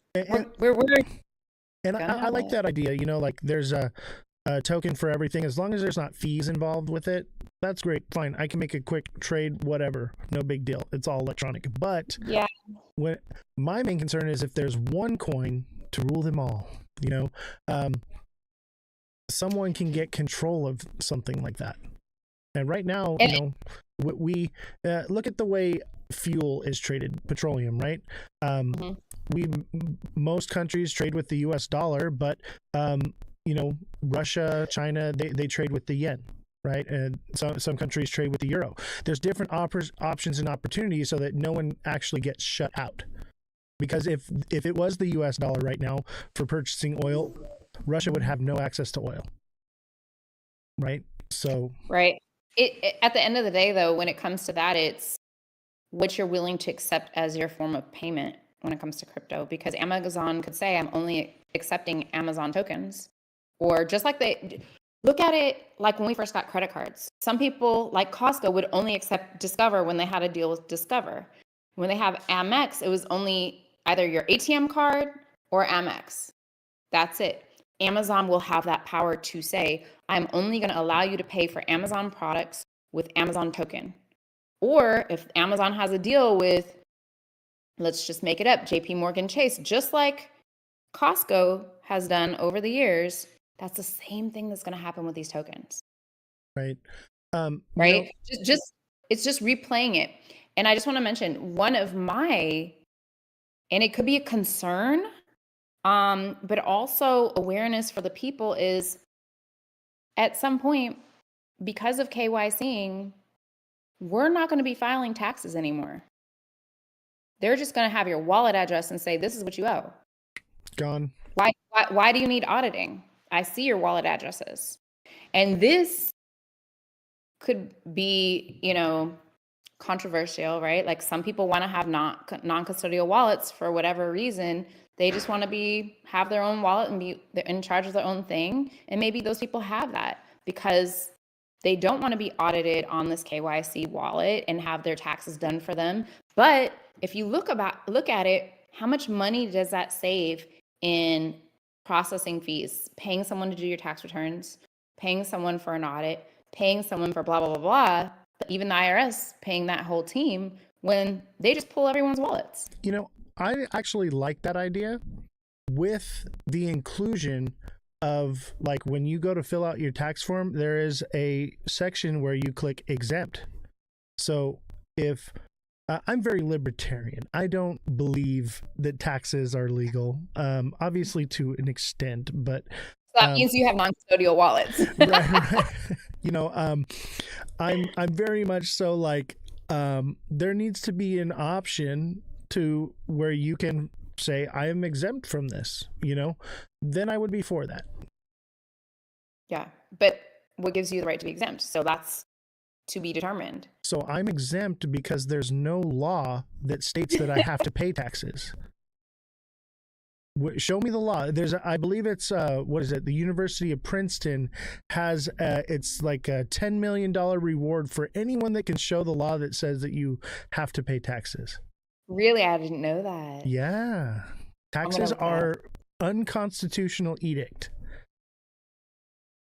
Oh yeah. Okay.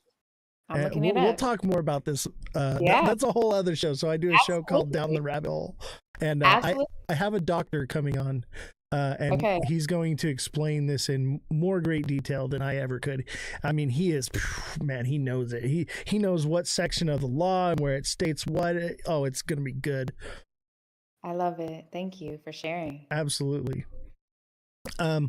Another question that Josh had asked earlier, what was it, Josh? We got on a tangent. Do you remember what it was? Oh, I remember now.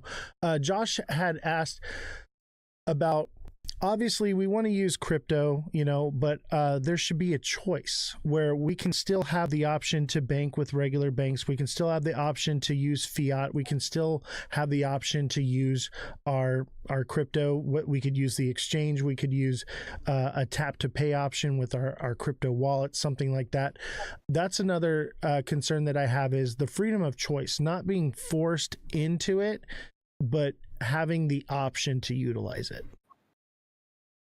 That's just happening inherently because there are so many unbanked communities. And with unbanked, that means people who don't have a bank account that simply deal with cash. They're not in crypto. They don't even have a bank account. So they're not them getting into crypto is a long way out. And of course you have, and in California, there was a lawsuit saying, hey, we don't have banks. So how can you be a cash only store? A lot of stores are cash only now. And so now stores have to put up signs and notices say, hey, we're cash only, because that was an issue. I think that there's going to be an option for a very long time. We, again, are far ahead of most people simply by having this conversation or even that question. Absolutely. I say this often is, those of us that are actually educated in crypto are the top 1% of crypto holders, because 99% of the people holding crypto, they're buying lottery tickets, or they're buying Bitcoin, or they're buying something they don't know what it is, what it does, or how to use it. Yep. So count yourself as the elite here, chat. You are. We are. Absolutely. Josh, did you have any more questions, or can I move on to the next person? I'm sorry, I think can't you can hear you, move on. There's a Josh. lot of other people on here. Maybe they have some good questions. All right. Thank you, Josh. I appreciate you. Scotty Dog, did you have any questions for Miss Nifty? Yeah, I had two, but one of them I think Tristan's gonna. He already asked in the chat, so he'll probably ask that. My question is, with the concern of losing that foundational decentralization of crypto, is there anyone, or is there any senators or anything in the U.S. that's looking at consensus? And what I mean by that, right now, proof of work and proof of stake are kind of what's looked at, but both of them are very easily manipulated by larger entities. Oh, so man, without consensus mechanisms, that's really at the beginning. That's at the start of this process. Okay. So I'm just curious if there's anyone looking at it. Okay. Correct me if I'm wrong in interpreting this for you. So, you want to know the consensus of what? I'm sorry, that was a mouthful, buddy. Consensus. Can you summarize it a little bit? All right. So I'll simplify it. Yeah. When people talk about proof, I have proof of stake, or I have proof of work. So when people talk about proof of It stake sounds or proof great. of work, it sounds great, but it's highly manipulated, right? And what was the Correct. question? What is the consensus? How do we get to a mechanism that can be trusted? How do we get to a mechanism that can be trusted? That is his question. Okay, how can we get to a mechanism that can be trusted when it comes to proof of stake? Like proof of stake, proof of work. I believe Cardano's proof of stake, Bitcoin's proof of work.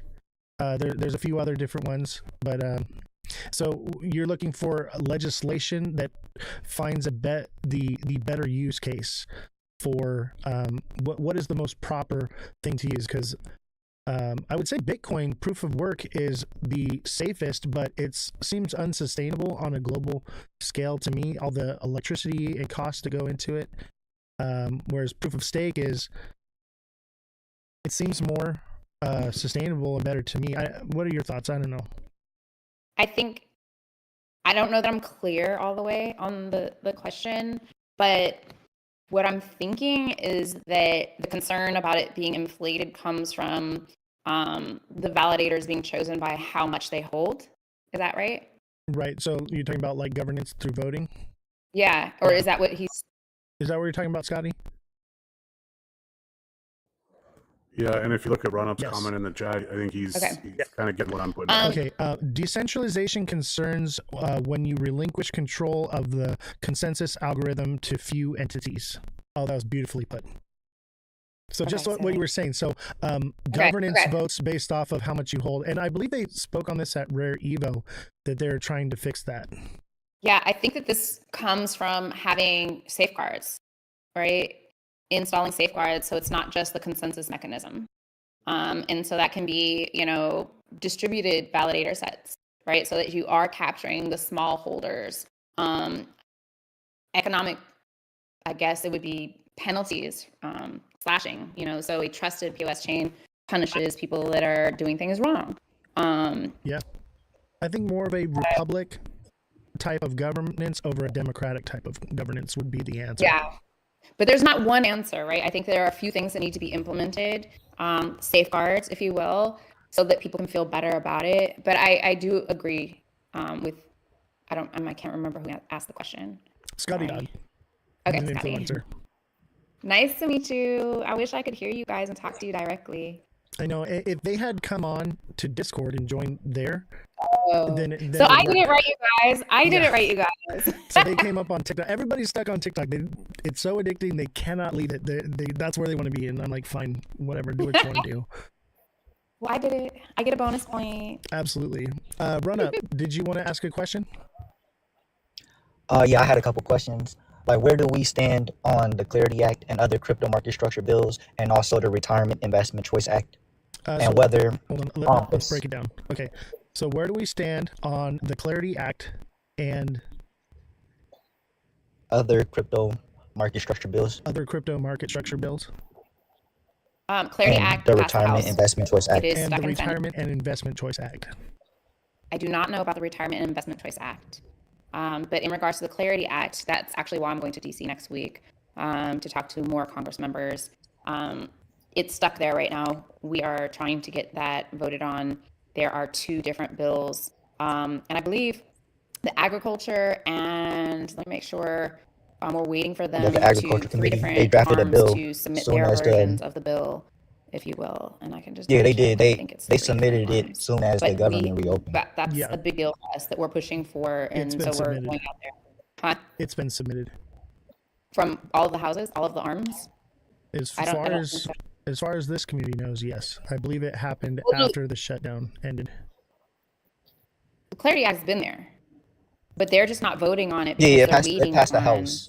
Yeah, it passed the House, right? So we're waiting on... Yeah, that's what I just said. It passed the House. Right. It's stuck in Senate. They're not voting on it. We want them to vote on it, but they're not voting on it because they're waiting for reports from the Agricultural Committee and I believe 2 other committees. And that's what I'm looking for right now is the committees that we're waiting for. I feel like they're dragging so the it out Agriculture to Committee drag out drafted- this bull run. That's what I think. Yeah, they drafted a proposal soon as the government reopened. Here we go. So they had it evidently ready. There was a proposal that was drafted right after the government was reopened. We've gotten through all of the Clarity Act edits, but to prevent Trump from claiming credit for making the U.S. a crypto capital, let's see, committee delays. Yeah, but the bill is also trying at to risk submit- of I'm being just reading about the filibustered in the updates Senate. Since I'm going out there next week. Right. So the concern is that the bill will be filibustered in the Senate. Yeah, It's possible. I know one of the concerns that we had or that has been going on is that big banks are not liking people being able to use crypto and tokens on their own, and they feel like that they won't be going to banks as much. But that is indirectly forcing banks to give more benefits to people for fiat, which they're not Absolutely. necessarily to do. One of the other things banks are trying to do is roll back the Genius Act, which was already passed. And the Genius Act allows for crypto rewards, but banks are saying, hey, these rewards are too big. We're not able to give these same rewards. You know, when you spend money, you get points, for example, like Amex points, and they say, okay, 1,000 points equals $100. But they can change that at any time, and they do. They can say, well, now 1,500 points equals $100. But crypto has a greater reward system, Absolutely. and it's very clear on what you get in your return. And that's what they're trying to fight now, even though it's already passed. Even though that's not Clarity, that is Genius. I didn't want to mix the two. Yeah, I can't find it right now. But there were, I believe, 3 arms that were waiting for their versions of the bill or edits to the bill. Awesome. Yeah, and the deadline has been pushed back because originally, like, they were supposed to pass the Clarity Act before Thanksgiving. Then it got pushed to before Christmas, and now it's looking like Q1 2026. Yeah, and I honestly, I think that that's a good thing, to be pushing it back and to slowing down this process. So it gives us a chance to really look at it, and gives a chance for our what is it? Our representatives, congressmen, to be more educated on it before they actually vote on it. Here it is. It is that the Senate Banking and Senate Agriculture committees, and they're coming up with their versions and or edits. And that's what we're waiting on. And that's what I want to see, is different versions and edits on the bill itself, because from what I read, it needs some changes for sure. My position is we're not going to have a perfect regulation. At least make it amendable. Well, we need a skeleton. So here are the basics, and then we can move forward and fill in the skeleton with more details later. My concern is if we are building the skeleton, right, and we put something hard in place that sends us down the wrong path, it could be very detrimental, because then we have to basically issue a new bill to fix that problem and get it passed and go through everything. But we're so new, and we're in this space where it is so new, it's changing every day. We know that from the technology side of things. We know that from the consumer side of things and builder side of things, that my solution today will be different tomorrow. So the same applies to regulations. And when it comes to the Clarity Act, this is the Genius Act just saying, okay, we're safe to have stable coins. This is the Clarity Act, which says, hey, these are the rules for our digital assets. This is your safeguard to become an entrepreneur in the space and utilize this technology without the government coming after you. These are the rules that protect us from the government. Right. And why is it taking so long? And I think they were able to stable coins real quick with the Genius Act, but who's making the money off of it? Banks. Right. And like I said earlier when we were talking about this, is I think the framework and the skeleton needs to be more or less a framework of the people's protection from the government's overreach, and less restrictions on the people. That's the skeleton. But what do you think in the Clarity Act is restricting the people? Well, I can't say anything. What I'm saying is I envision it more or less a constitution than a bill. That's all I'm saying, is it needs to be more or less framed around safeguards from government overreach than for regulation. You know what I mean? Like, we started with the Constitution, we had the Declaration of Independence, we had the Constitution, we had the Bill of Rights, we had the amendments to the Constitution. I believe that starting in a process like that shields us from government oversight, right? I think that before we legislate, that's why this country in the U.S. is so amazing, is because the forefathers, when they sat down and they wrote the Constitution, they were protecting the people. And I think that if we come at writing this legislation with that vision and building it properly, then we are going to stop dead in the tracks any type of government overreach, control, surveillance, manipulation. I think that that's what the Clarity Act does, is protect us, because it is simply addressing, from what I read, it's simply address I want to be a builder, I want to do this, I want to do that, I'm safe to do these things, and here are things that protect me from other people that might be creating things that are fraudulent in this space. And we can do another day where we show up and we talk about just the Clarity Act. I would love you know that. what I mean? And go dig deeper into this, because we're in the heat of the moment with this. We're pushing for this to get passed right now. Absolutely. And I'm not naysaying the Clarity Act, but I know that the consensus in the community, my community, most of all of TikTok, is, are we pushing something through because we want our bags to pump, or are we pushing through the right legislation? And that's the main concern. Yeah, and that's why I think we should have that conversation. I think clarity isn't about pushing our bags. It's about empowering ourselves. The Genius Act, even, I don't think is about pumping the bags, other than what pumps the bags is that we're getting some type of legislation versus nothing. So it's a little bit safer to be in the US as an investor and builder. But it doesn't directly pump the bags. It just says the Genius Act gives everyone safe space to launch stablecoins. And we know who they are. And then the Clarity Act is for the people, saying now the people are protected, not just by way of giving them a clear path to be a builder, but also a clear path to be protected from other people that are building things so they're not just scammers. I think basically what I'm trying to say is I'd like to, as a constituent, have the opportunity to address my representatives, my congressmen, and voice that concern of we want the environment of crypto to protect the person from, oversight, surveillance, control, manipulation, and let that be the framework of everything that we do. I think that that's the point I'm trying to get across. Yeah, I agree with you. Now, whether the government is on board with that or not is another story. Right, but we can at least fight the good fight and try our best. I don't think we win this fight, to be honest with you. Well, but listen, I'm going to go down swinging. There are wallets that are not custodial, and that's what they're for. But that's what somebody told me. You're not hearing from me. Interesting. All right, let's do the next question. Black, are you there? You want to ask your question? By the way, it was great meeting you today. That was a great show we had earlier. You there, brother? All right, here we go. Sorry, I couldn't unmute for a second. No worries, brother. What's your question? Try to summarize it in a way that I can elocute it properly.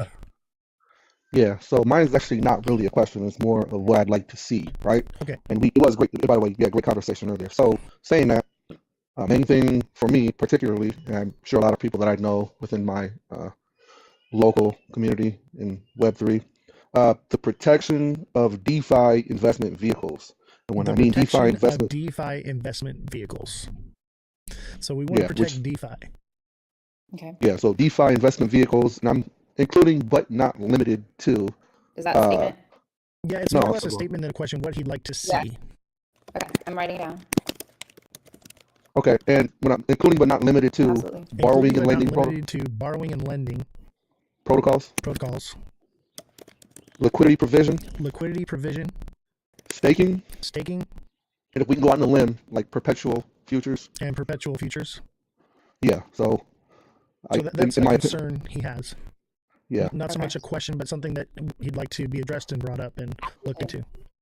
And if needed, I could draft a document like explaining better. And he says he's willing to draft a document to explain it better and send it to you. Will he contact me on LinkedIn or send me an email and or DM to get my email, or you can provide him? I'm going to send you my email. Okay, I'll send it to him. Yeah. Yeah, and I'll link you guys up, and you guys can work together as well. Absolutely. Thank you. Appreciate it, man. Thank you for sharing. Absolutely. All right, Tristan Kelly, how you doing, buddy? Are you there? Hi, Oz. Hey, what's your question, buddy? Good to meet you. I listened to you and Black and Run Up on Waddy's live earlier on. Very good content, I have to say. Thank you. My question is, I live in Ireland, in Europe, and my question was, how active is Stand with Crypto in Europe, and what kind of engagement have you had with the European Union and individual countries in Europe? Okay, so his question is, how active are you in the European Union? He lives in Ireland, and what are you guys doing as far as the European Union goes?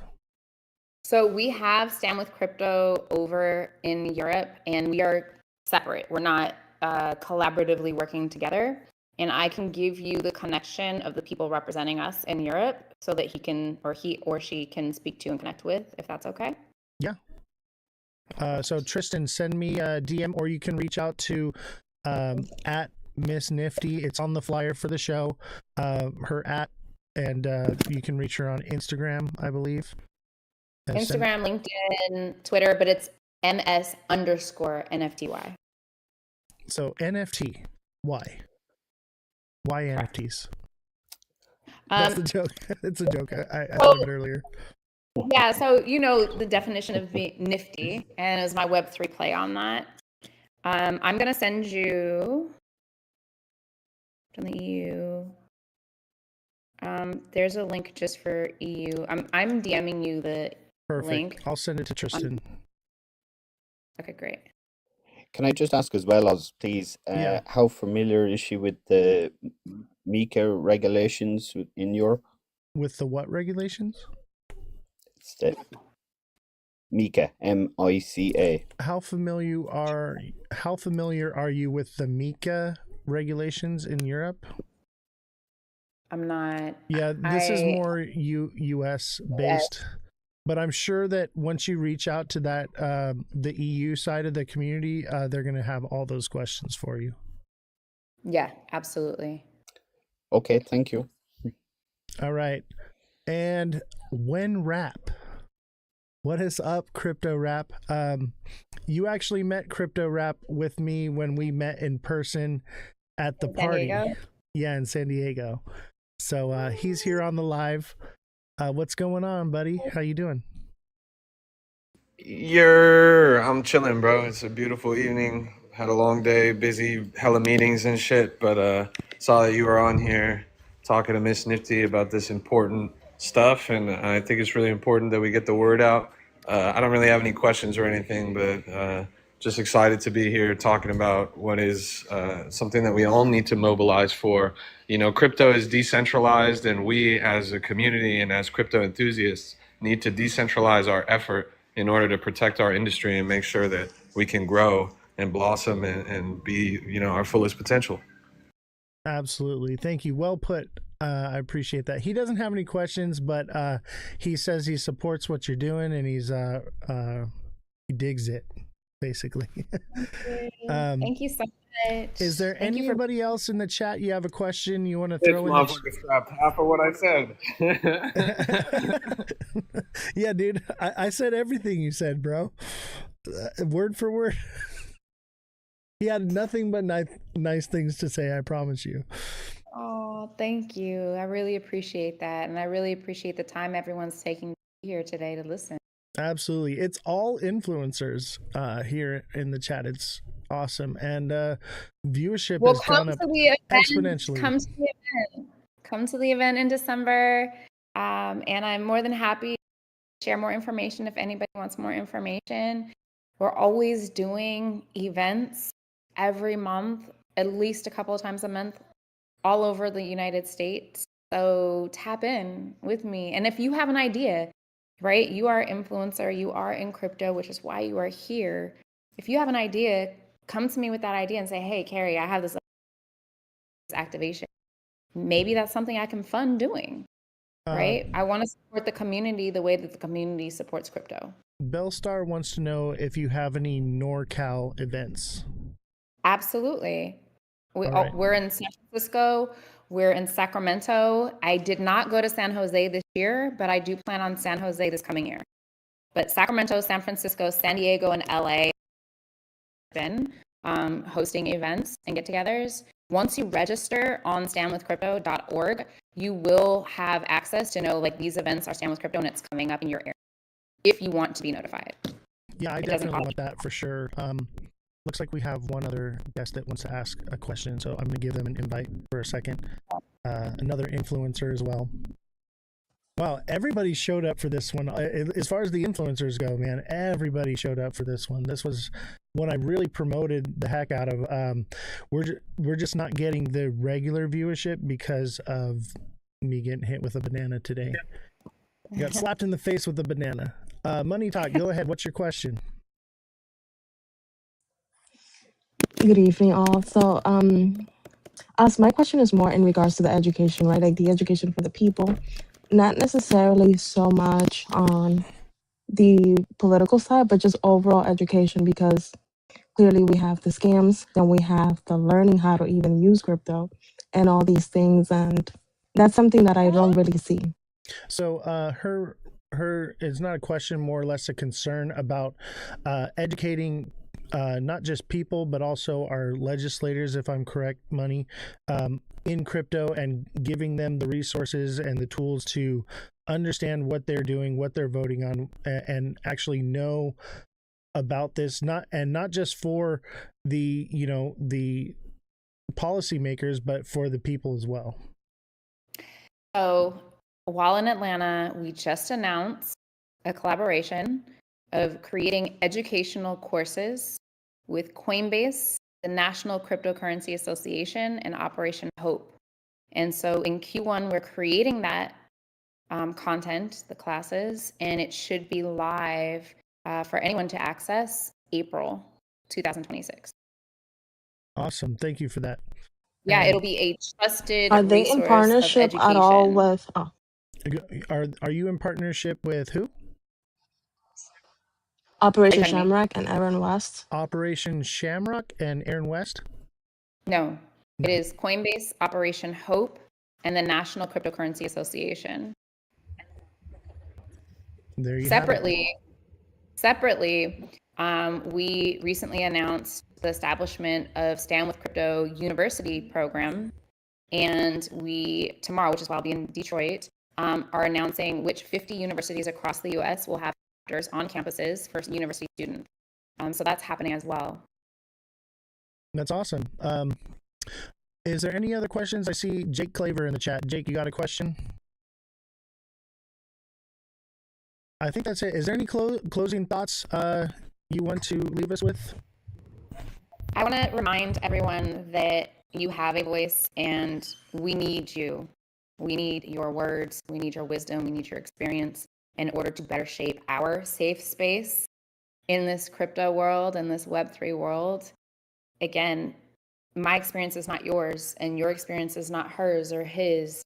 And so for us to create our own path in our safe space, we need all of our information to pour into this pool and deliver it to the people who are going to be and who are armed and charged with the responsibility of protecting us. So they need to be empowered with that information, and we won't have that without you. I love it. Beautifully put. And yeah, I would encourage everyone here in the chat, everyone watching, everyone that's watching, whether you're on YouTube, Abstract, TikTok, X, Twitch, wherever you're watching, get involved, get engaged, let your voices be heard. Like I said, we have an opportunity to make a difference, especially now with primaries coming up. Let your voices be heard. Stand up for yourself, and let's move this crypto space in a positive direction for the people. Wait, I think I found this little soundboard thing. Oh, cool. I didn't even know that existed. Why didn't I see this earlier? Yes, that's so awesome.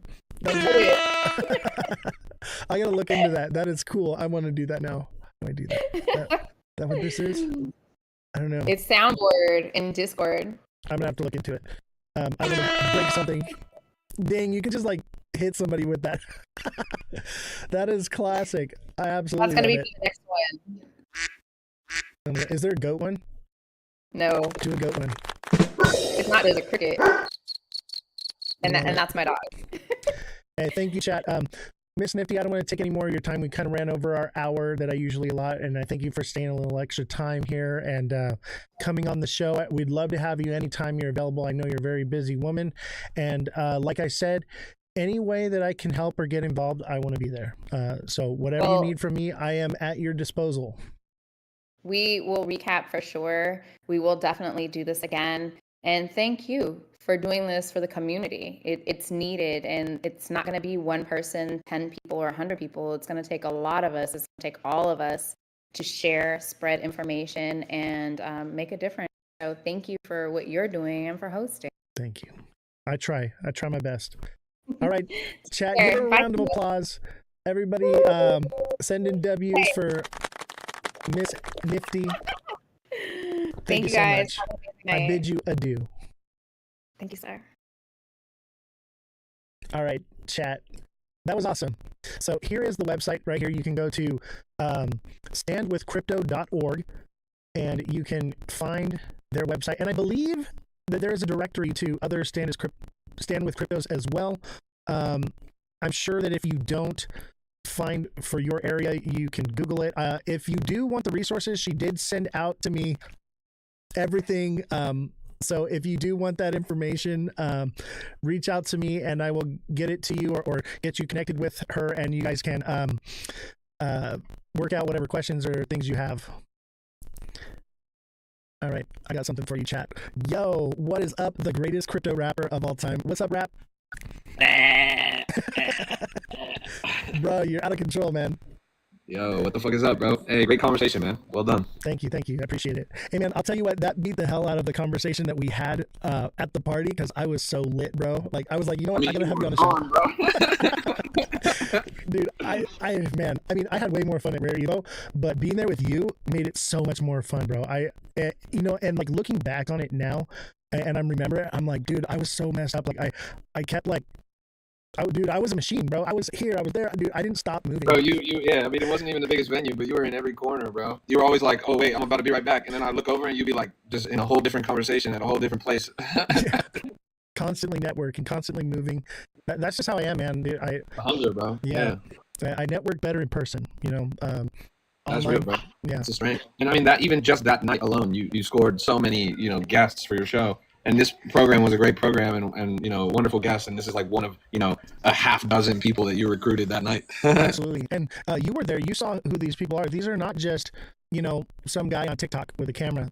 These are developers, people making huge waves in the crypto community. And we were there rubbing elbows with them, and educating ourselves, and getting an opportunity to spread that education to the community. It doesn't stop, bro. We're going to keep connecting, keep networking, keep, stretching our arms out. You and I were ambassadors from TikTok to crypto. It's a rare niche in the industry that not a lot of people respect.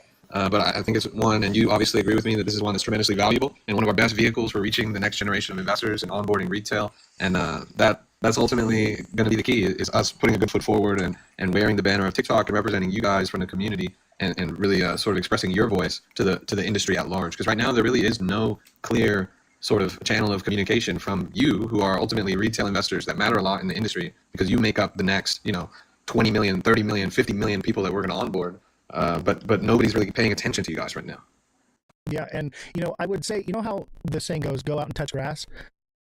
You can still be about crypto and everything you do while touching grass. We were literally out, at a crypto event, touching grass, rubbing some elbows, and still immersed in, coming up with content. I was live for that show. We're meeting with the people, we're getting the information. So any creators that are watching, I would encourage you to, take the phone and go out into the real world. Talk to random people. If there's not a crypto event near you, you can just ask people on the street what they think about crypto, and you can find, and I do this personally, there's a consensus out there that most of the people you ask this question, what's your experience with crypto? Basically, I go, the spam email you get, how's your crypto experience going or whatever? I ask people that on the street, right? And the consensus seems to be is it's a scam. So you have an opportunity to go out into the world and explain to them the truth, and really reach more than just the tight community that we have here. Bro, what are you doing? Bro, what the All right, you're booted. Chill. I just shrunk you, bro. I fucking love you, bro. Hey, we gotta hang out more, because I'm actually like down the road from you, bro. We're close. But what you're saying is right, bro. You're 110% correct. Like that's the way forward, bro. And we're doing our part. We're doing our part. We're touching grass. But you know what? The other thing I'll say for the people in the chat, there always is going to be some kind of crypto community, some kind of crypto event going on near you. Even if you live in fucking Boise, Idaho, you just gotta jump on. The best apps to use would be something like Luma. This is some free game for you guys in the chat. Take the leap to IRL. Take the leap to going and connecting with people that you otherwise wouldn't connect with. You don't realize how kind of echo chamber and insular your crypto community is until you step out into the real world and see blockchains that you never even interacted with, and how rich those ecosystems are, and how many people are there, and et cetera, et cetera. Take the leap to IRL. Be brave enough to go beyond the screen. If you want to take this industry seriously, it's not just about sitting behind the screen all day and hitting the trenches and all that. It's about connecting with others and building what is ultimately undiscovered, uncharted territory. We are pioneering, we're trailblazing crypto. And that can't happen by yourself in your real life. I mean, you gotta go out and see some real people. So get Luma, Luma, that's the free game, and look at local events. And usually Luma events skew towards tech or crypto events in the first place. So you'll probably see them right there on the local discovery page. And just go and go take the leap. It took me a long time to take a leap to go to my local crypto meetups, but when I did, I was like, damn, I was missing this. Like, it's good. It's so much fun to hang out with these people, because you obviously have so much in common. Dude, you were like a kid in a candy store at that event, man. It was so cool to see you. Dude, your face lit up. You're like, no, this guy signed the Constitution for Cardano. Like, you were like all stoked. Yeah, that's for me out, bro. I was like, yeah, man.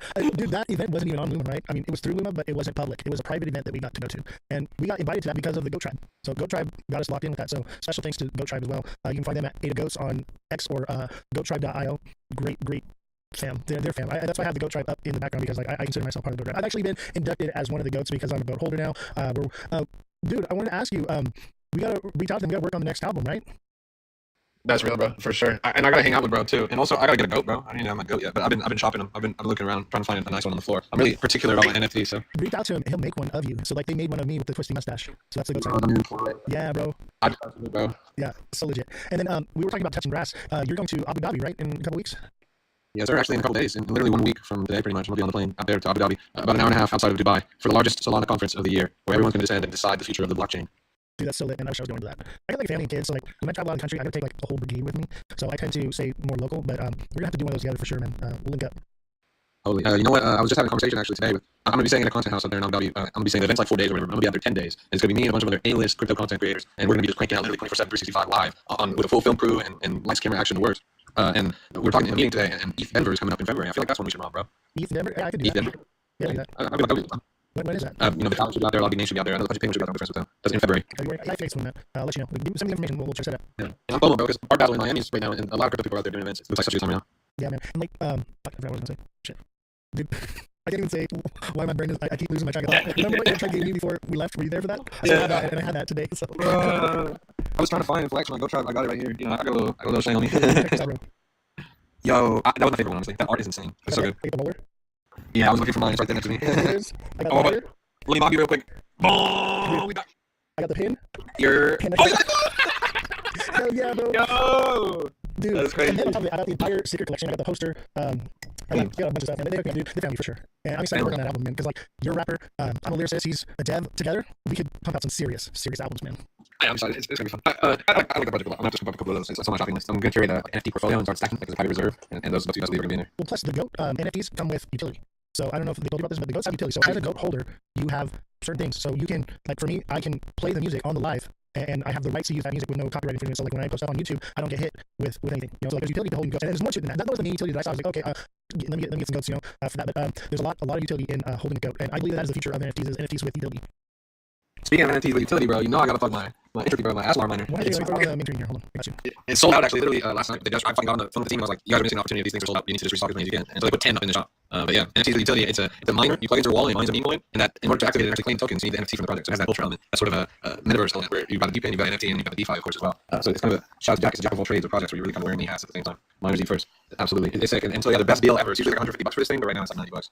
Yeah, and it yields what, like it's like $100 a year or something like that. Yeah, right now yields are pretty low. I think it's averaging 36 cents a day or something like that. And so the thing costs $99. You got to figure it out a little under a year until it pays itself off. But when the coin goes up, then your yield is going to go up from there. But if you're looking at baseline where it's at right now, I mean, historically, the coin, I mean, there's been times where the thing is yielded up to as much as like $16, $17 a day, which is insane. You punch the numbers. Right. So like the lowest you're looking at is it might take a year to pay the thing off at worst case scenario, which is not a big deal. And it's small. It's not using a ton of power, you know. Right. So it's not like it's going to cost you a bunch of energy to run it.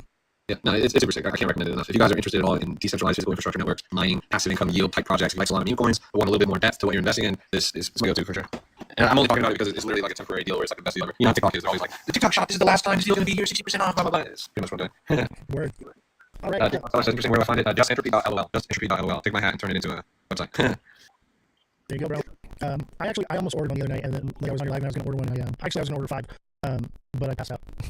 Well, they're in stock. There's only 10 of them on the shop right now. And you can only buy 5, right? The 5 is the max, but you know what? Let me give you some super duper top secret alpha that can't be said anywhere else. Very soon, we're introducing a brand new product offering. It has never before existed. It's highly limited. Again, we're talking less than 10 units. It's going to allow you to have a sixth miner. It's going to be crazy. Love it, bro. Hey, man, thank you for coming on, dude, and being here. I'm going to cut the live out now. If you guys want to send any gifts to anybody in the panel, make sure you follow everybody that was up here. Much appreciated. Always a pleasure to have you. Crypto Rap, the greatest crypto rapper of all time. This is a Crypto Rap exclusive. This is an Ozthecryptogoat exclusive. The greatest crypto podcast of all time. Everyone go watch my live because Oz is ending on the live right now. Black, did you have anything you want to say before we get out? I know you didn't get a chance to talk too much. I want to give you the opportunity because we had a short conversation earlier. You want to expand on it a little bit. I don't have to get off just yet, but if you want to talk. I definitely just really appreciate bringing up what is this, crypto. I've been advocating using Coinbase multiple times and contacting my legislator, so you definitely need more activity like this in space. So keep these types of, I guess, whatever these things are, live streams coming. Absolutely. And I took a little break, a little vacation chat. Okay, the show's back. It's in full force. We got guests lined up, Wazoo, and we're talking about these are big players in the crypto space, not just little guys. And I'm hoping that this next year I should have Wendy O and Charles Hoskinson. So those are in the works. So stay tuned, chat. I'm excited. Some big things are happening for such a small show. We are just starting. It hasn't even been 1 year that I've been doing the show, and because we are out pounding the pavement, touching grass, going to these events, rubbing elbows, and basically we're going to free parties with free food and drinks is all we're doing. But doing that, we're building this community strong. So strong, and it's been really incredible. And for those of you that have been here since day one, thank you. Special thanks to TikTok Seller. He's one of our moderators here. This show would have died a long time ago without him. He has helped support in so many ways. He's given and donated to the show so many times. I've offered to pay him for his services. He refuses, and he is with me every single day in the Discord. I mean, we're calling out bangers in the Discord. If you're not in the Discord, make sure you click the link in my bio. If it's not working, send me a DM. I will help you get into the Discord and send you the link. But dude, we are calling out big movers in there. Okay. Dude, I think I hit like it was Mon. I hit 50% on that already, and it looks like it's still going up. So we're doing things. In Discord, we're training together as a group.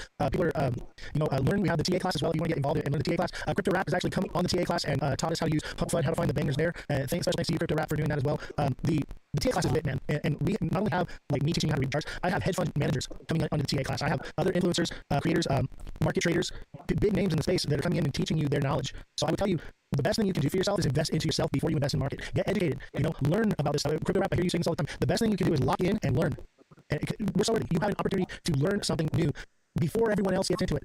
To be the top dog, like we were talking with Miss Nifty earlier, we are the top 1%. Everyone here in the chat, you are the top 1% of educated people in crypto. The fact that you're here is enough. Because most people, they don't care. They're buying lottery tickets and that's it. They don't want to learn. They want to go on. They want to ask an influencer, what should I buy? And not put in any of the work, not do anything, and have someone else do it for them.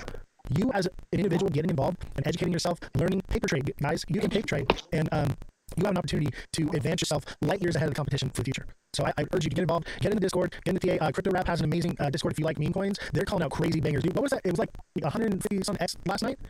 Yeah, it ended up being like a 215x or something at the end. But yeah, we caught a couple digit multipliers this week. They're cooking there. Yeah, it's incredible. Actually, dude, I want you to come on the TA show again and teach us how to use Soul Pump. If you could. I would love that, man.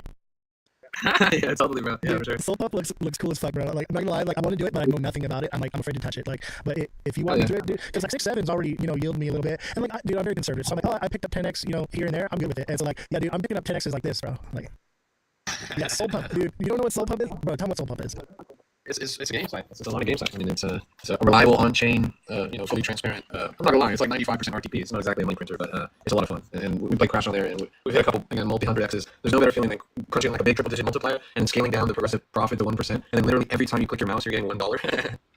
That's it, bro. Yeah, it looks like fun. Like you said, it's like a game, right? Yeah. And it's not like, and you were saying it's like you can set parameters, you can set all these different things. So like you just play, you're making money, you get paid in soul, right? So we can talk about it in the DA class. Absolutely. Love it. All right, chat. I'm gonna call it a night. Thank you to everyone that came up here. Thank you for all the gifts, everyone that gifted. I'm just gonna shout out the names. We got TikTok Seller, Brooke Odyssey. Let's see here. Who is this? This is Miss Evie, AB Ryder, Fredrum, For Fun, Mr. Josh TV, Satoshi Nakamoto. And I miss it. Oh wait, no, we got Scotty Dog. We got Run Up. Run Up. Revolution, Francesca, Purple Bitcoin. I think that's everybody. Thank you all. If I missed you, I do apologize. Thank you for all the gifts. It's incredible. We've been live for 2 hours and 39 minutes, and we've made a whopping $5.75. We are rich, bro. We are so rich. We make a lot of money here. Thank you guys for your donations and everything that you do here. Everything that you send here now, I pretty much either donate to other creators or I give it to Jesse or Idea here. So much love and respect for all of you. And I will. Let's see here. Let's do this real quick because Rap is doing rich shit again. I love you, bro.